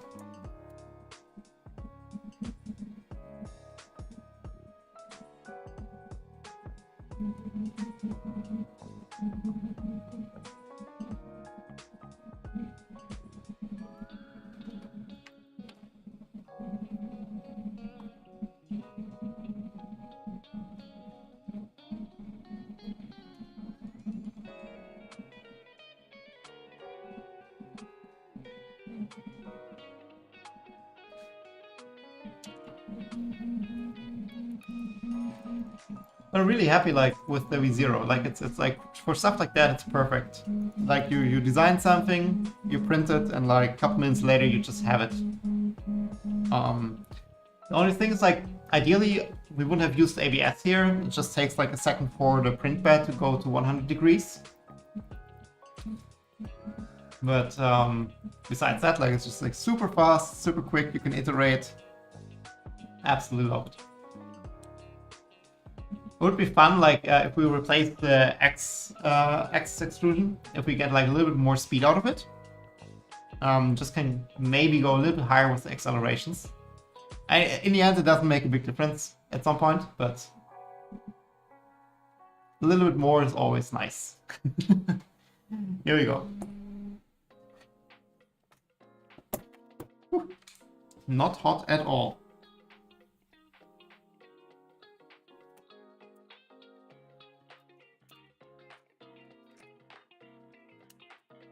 I mentioned like a couple of streams ago, I think, but like I feel like my hands are just like insensitive to heat by now.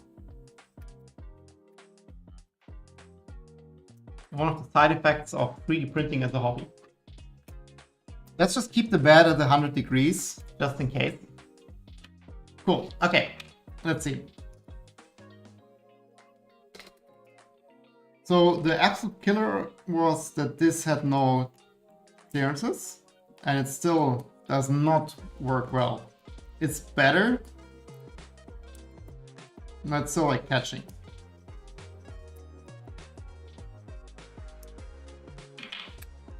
And I get it back out.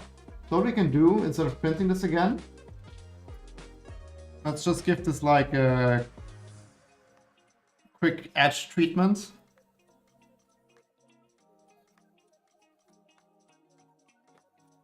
So one benefit of the ABS is like it's so easy to file compared to PLA.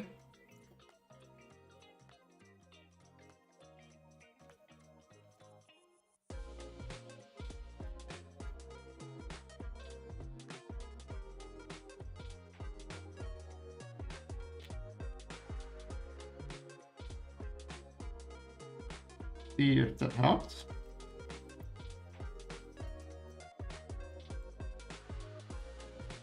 And it's kind of working. Trying to figure out where it's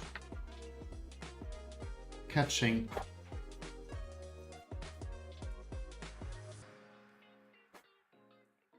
I think we should chamfer the edges around here.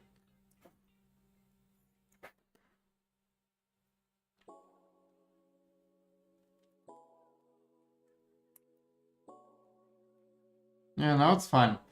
So it's like kind of like the top edge here. I think that just needs like a slight chamfer.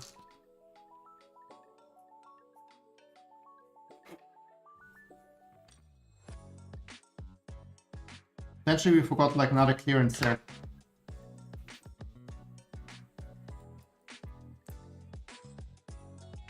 Let's quickly check in Fusion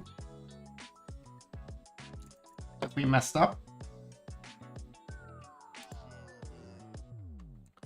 So basically, I think what we need is like a chamfer around this edge here, like round.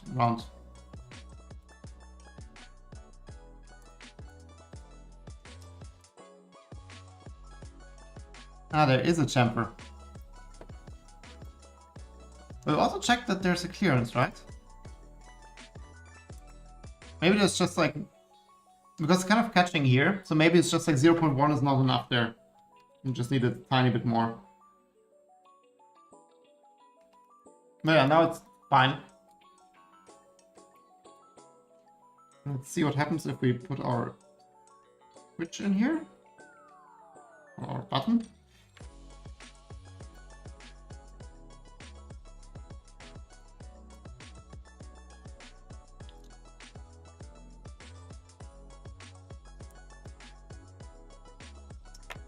Let's see. It's working.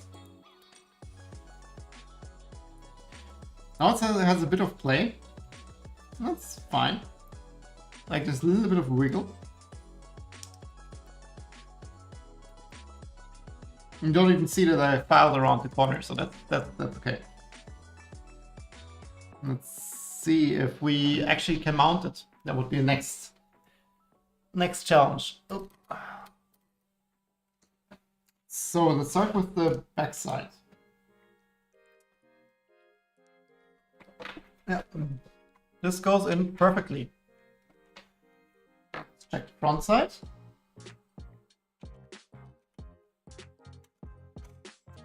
Also goes in, and it doesn't really go through. So the little edge we added, it's working perfectly.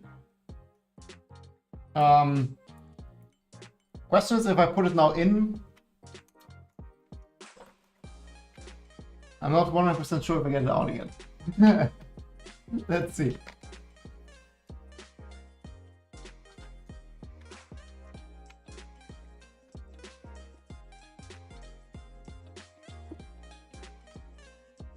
So it's in, but I can't press it.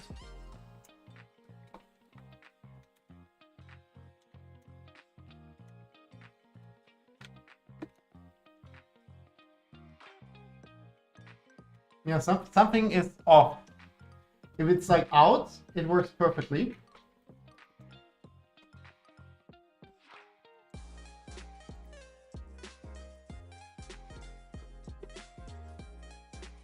If it's out, it works perfectly. Like I can click it and it's like really clicky.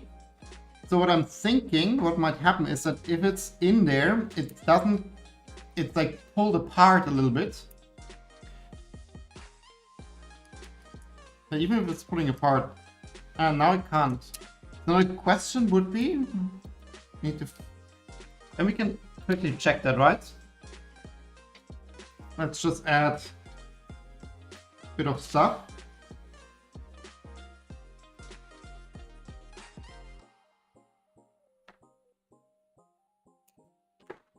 In here, and then see if that helps, but just adding like a bit more.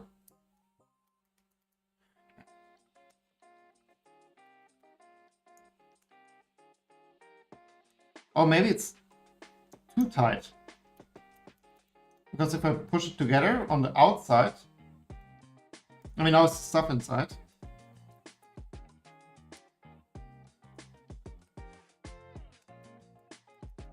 Yeah, but even now, like if I really push it together, I have the same. Okay, let's quickly try it again. So it's from the back, it's from the top.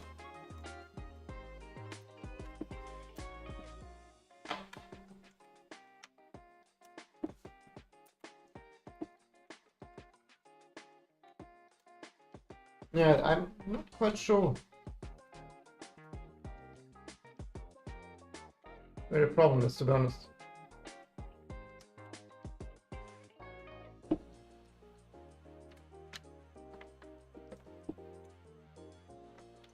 Oh, I think it just didn't snap together at all.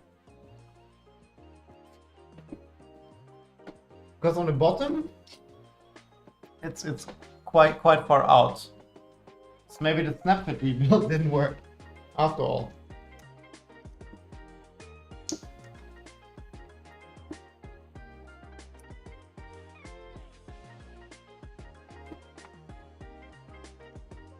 Oh no, now it's flush.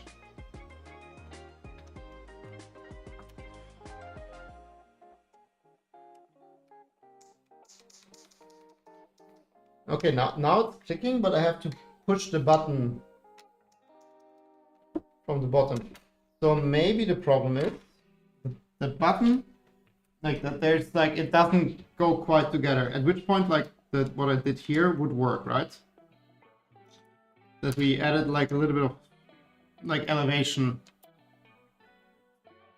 Let's just do that. So just really tiny and put it below the button. See if we get it in there.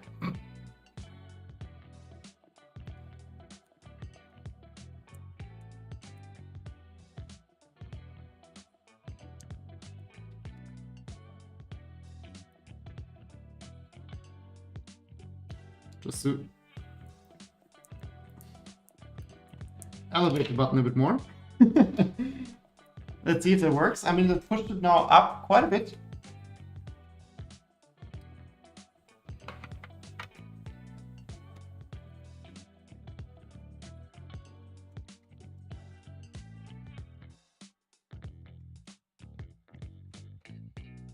Yeah, now I can press it, but the snap fit definitely doesn't work.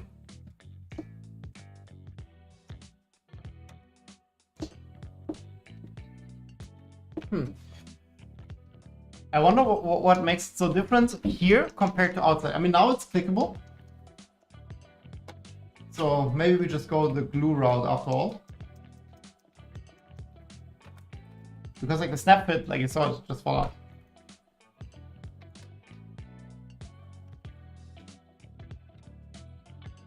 Oh, we lost the button. Where did it go?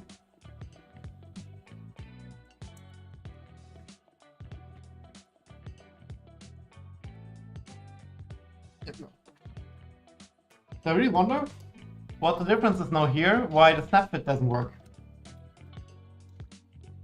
Might be that there's... I mean, the snap fit doesn't work and the button doesn't click. That would to me indicate that this doesn't quite come together. So there's too much distance here. So what we could try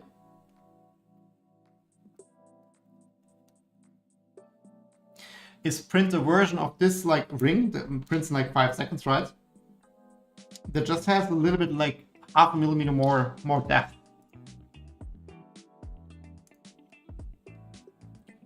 So what we can try, let's do this as one approach and then we glue.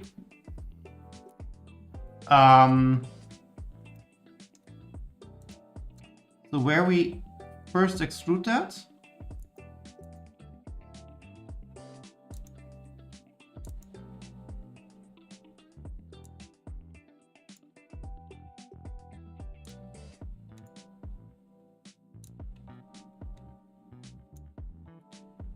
Where is that? Here? Oh yeah, literally first. Let's just add this as 4.5. At the moment it's 4. So just like half a millimeter deeper now.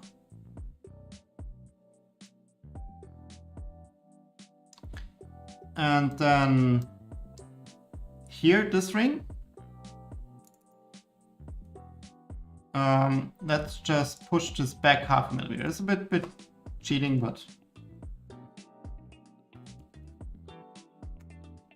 so basically we just create like half a millimeter more space. We don't have to print everything, we just print this part. The print bed is still hot, so this should print in no time. New build plate quickly. This one I want. Yeah, 2 minutes, that's what I thought. Quickly do that.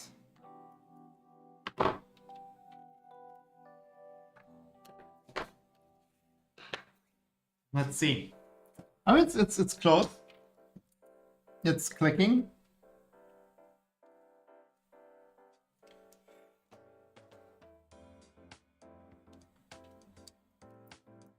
And like the snap fit works. Not quite. It's kind of okay.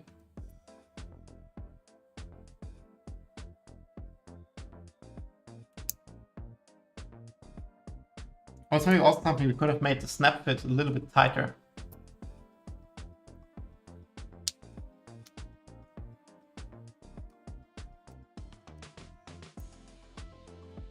Wait.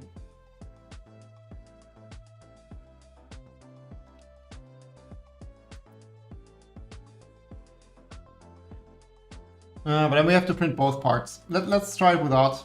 If the snap fit doesn't hold it in 100%, then I would really just add a dab of glue from the back. Because otherwise we have to print the back part again, which takes like 10 minutes. But then shall we solder already? Oh no, we need to wait and see if we need the spacing here. Let's see, what does the printer do? It starts printing. Okay.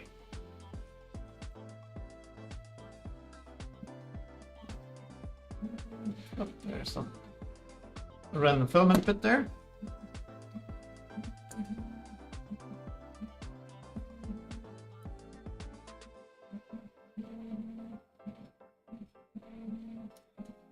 Two minutes, let's see.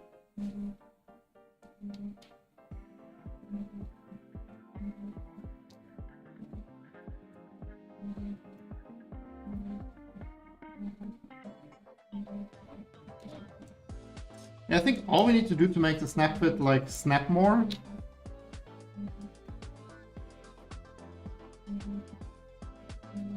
is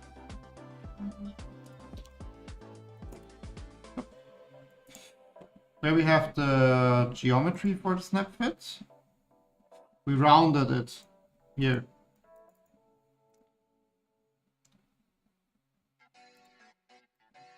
So this is our snap fit, right? We rounded it a bit. And we can make it deeper. We have plenty of way to go here. But let's just also round this a little bit less. It already makes like the interference a bit bigger.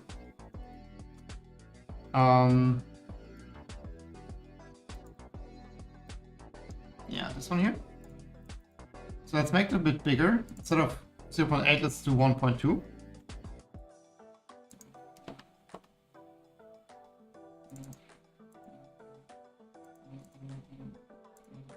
Now we have like a deeper overlap here. Most likely I will print it after the stream. I'm kind of trying to get done by now. Takes a bit longer than I expected to make a button work.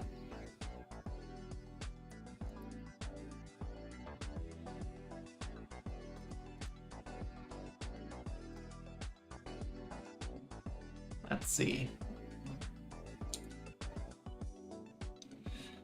But yeah, also let me know what you think of like this like setup with like creating a project on stream, like not like putting parts together that were printed before the stream, but like iterating and printing in stream. Always happy to get feedback. Already know I have to improve my fusion sharing. Like it's not good that you don't see the overlays and stuff.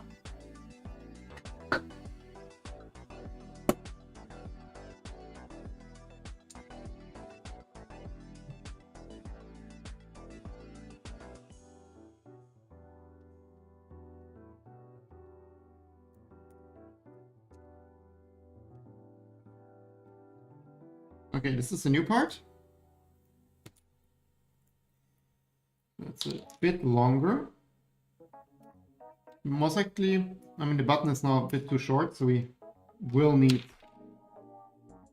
some space in there.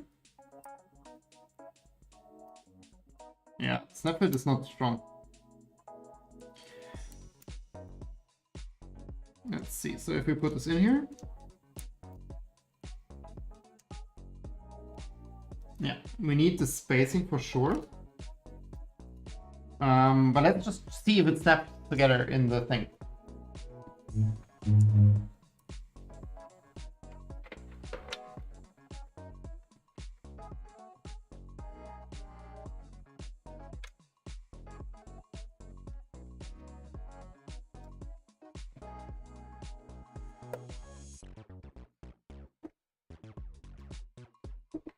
And the answer is no. I wonder what's the problem then. Like, we gave it like ample of more. Oh, it does. It does. It does come together. Okay, then let's try now with the button inside. If we can make it snap together and click. That would be like the So we definitely need some spacing now because we extended the part.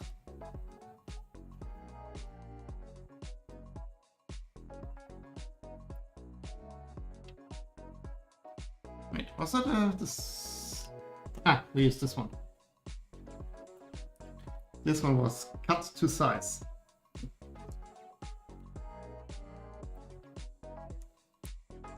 Let's see that we get those tiny feet. Where they belong? Okay.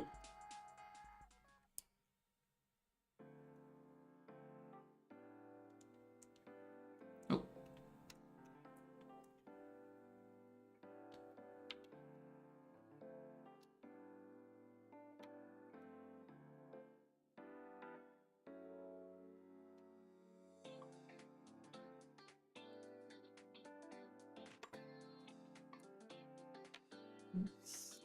See, I think that's not enough. We need more. Oh, let me also prevent the printer from cooling down again. In case we need it again. Which we might. Let's add something on top as well.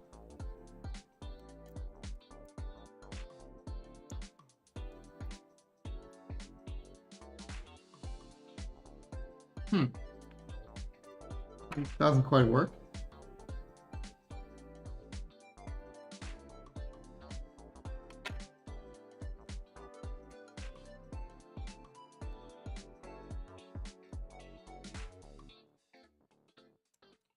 I wonder what the problem now is. Oh, it was too much. It actually clicks now. Okay, so the paper we have below is enough. Wonder. Oh, you know what we could do? We have this failed print. Maybe we can, instead of having the paper, cut like a small piece out of that and see if that has the right height. If yes, we can just add a dab of super glue in there to just hold everything nice together.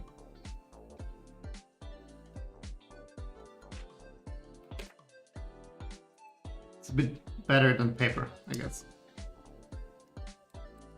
Oh yeah. I think. Oh no, it's a bit too high. It's something we can fix.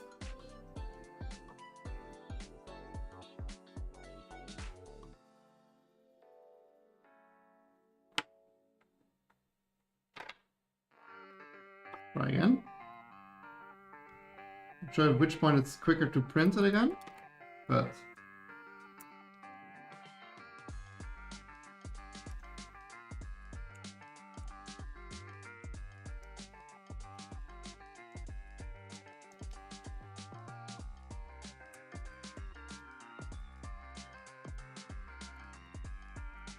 that seems to work. Let's quickly check if we can get it to work in the thing.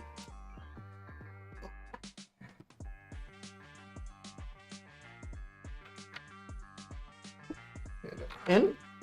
Oh, you don't see anything. Let's put the button on top.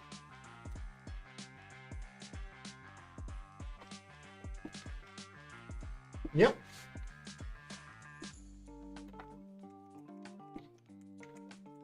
Yeah, that works.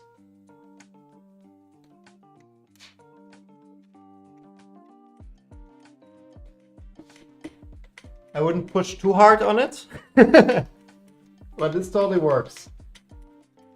Perfect. Then, okay, well, now you have to get it out again. Which is not easy, which is great, I guess.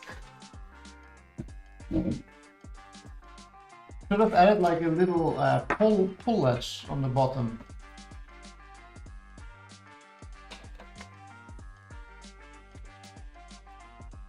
But actually add that as a mod quickly.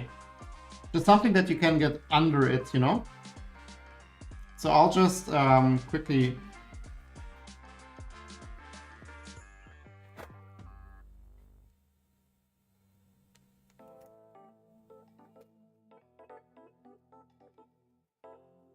exactly like this. So now basically you can get your fingernail or something under it and lift it up.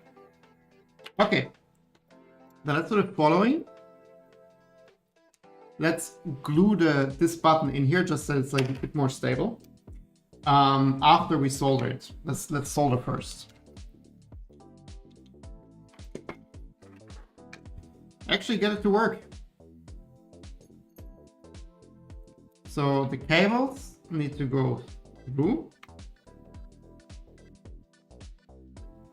Also need to quickly check which ones we need to connect.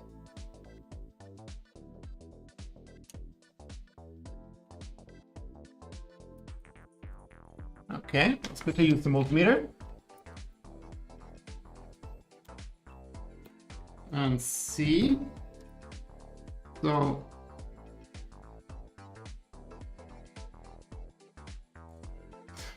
a bit hard to press the button.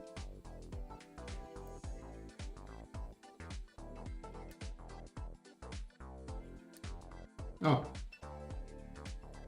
would help to put it in the beep mode. Yeah, those are always connected. Yeah, so it's also like top and bottom basically. So both need to go on one side.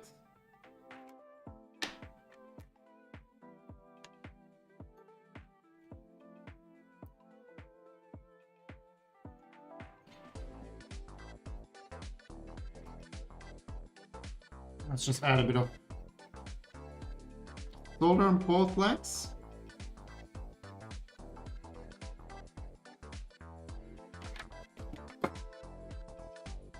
Oh, we didn't add solder yet to the wires, so let's do that. I think it's nice. Open up. Number 1. Number 2. Okay, let's quickly test that. So the device itself is powered on, right? So technically, if we go quickly.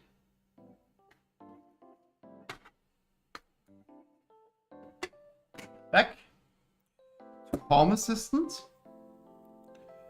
And we go to Settings, Automations, yes, and then the new automation. If I now press this button here, it should trigger. And it does. So our button works. Perfect. Then I guess we can put that back together, or like together in the first place. So let's just add a teeny tiny bit of super glue here. Then we add our spacer part.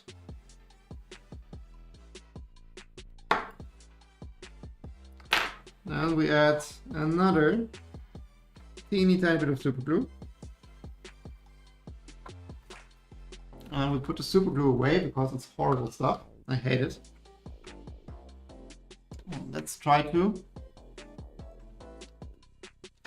maneuver that button into here onto the super glue. Oh, I just turned it on. Well, I guess we will trigger this a couple of times now. Maybe let me quickly disable that automation if we don't turn on and off again the entire time. Okay, cool. But then this is in place. Let's throw it in the printer, right? So I guess it's best to first tape the thing where we need it, which should be somewhere around here.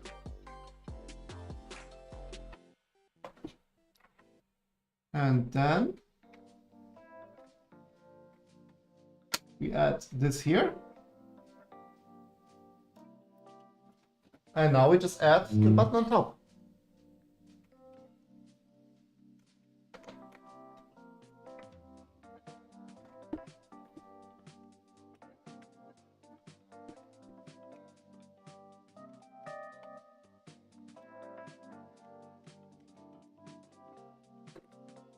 And you see here, when I press it,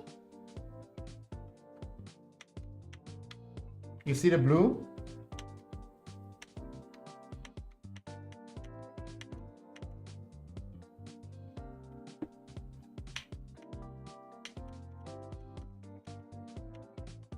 Oh yeah, and also when I press it in Home Assistant, you see the triggered.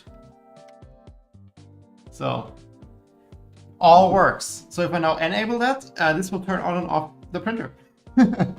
So I guess mission accomplished.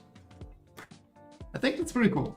It's like the most indirect way of using power button on a printer, to be honest. But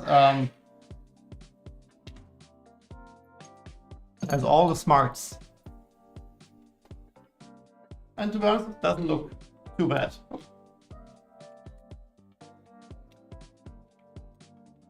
Just like this little like black hook here.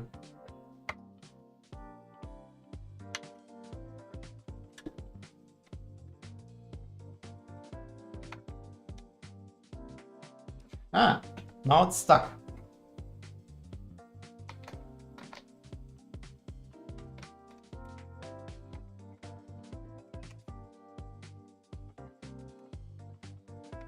Oh, now it's in pairing mode.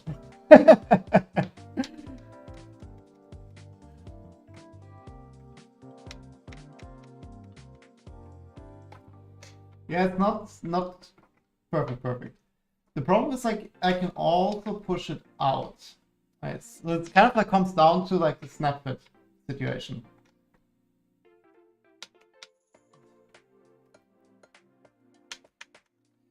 I guess let's quickly repair the device.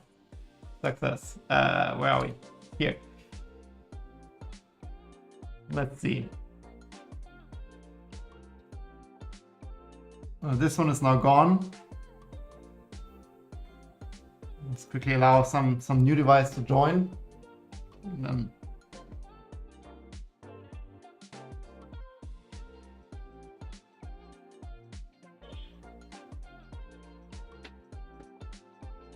I think now it's happy again here. Now we have a new device. Well, but yeah, you see here that's like the stuff, you see it. And now when I clicked it, yeah. Now it's just a new one. Okay, cool. But I guess that counts. I think I will play around a bit more with just the dimensions. There's most likely 0.5 millimeter here or there to make this really work. Most likely already when the snap fit is more aggressive and like snaps more together, that this is like working properly. Yeah. I mean, now it basically got stuck because the snap fit got loose, I think. Yeah, like now I pushed it up. So it's just like the snap fit is not reliable enough. I could fix that easily with just adding like a bit of super glue around here, but then kind of like the point of the snap fit is gone. I'm not quite sure if anyone wants to build that as well. So yeah, like the snap fit coming.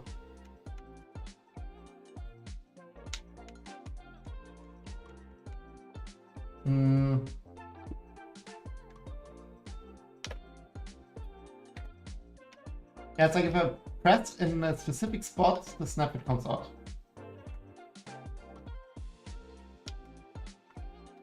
I mean, snap fit comes out, like it somehow like wedges the button and it's like pressing it all the time. Like if I press here on the back, like it's pops out. And when I pop it back in, it presses the button.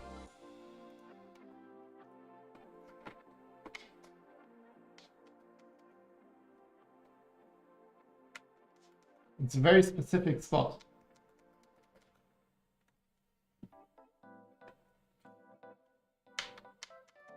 But yeah, I mean, like if I would now commit to that and glue it, it would work perfectly.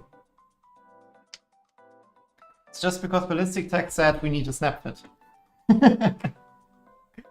Cool, but I guess I would call it a win. Yeah, I'll most likely just now print the more aggressive snap fit. But then I also glued the button now, which wasn't smart, so we need to have a new button here, which I have plenty, so it's not a big deal. The other option is to just glue it in now. Yeah, let's see. Maybe I'm in a mood tomorrow to play around a bit more with the snap fits. But really, like if the snap fit now is solid and it doesn't come out when you push, it's in there. Like it feels really nice to click. It's like nice and clicky. Has not a lot of like play. That's great. Yeah, I guess. Perfect. So then I would like say that's it for today. 4 hours. Oh, that was a long one. But then basically next week I need to see what we do. And from mid-December I'm with my family, so I'm not here and can't stream. I think it's the 15th. It's 16th or something is when I leave. Need to check if that's like before or after weekend, whatever. But basically like next week we will stream, and then I think the week after as well, and then we see each other next year.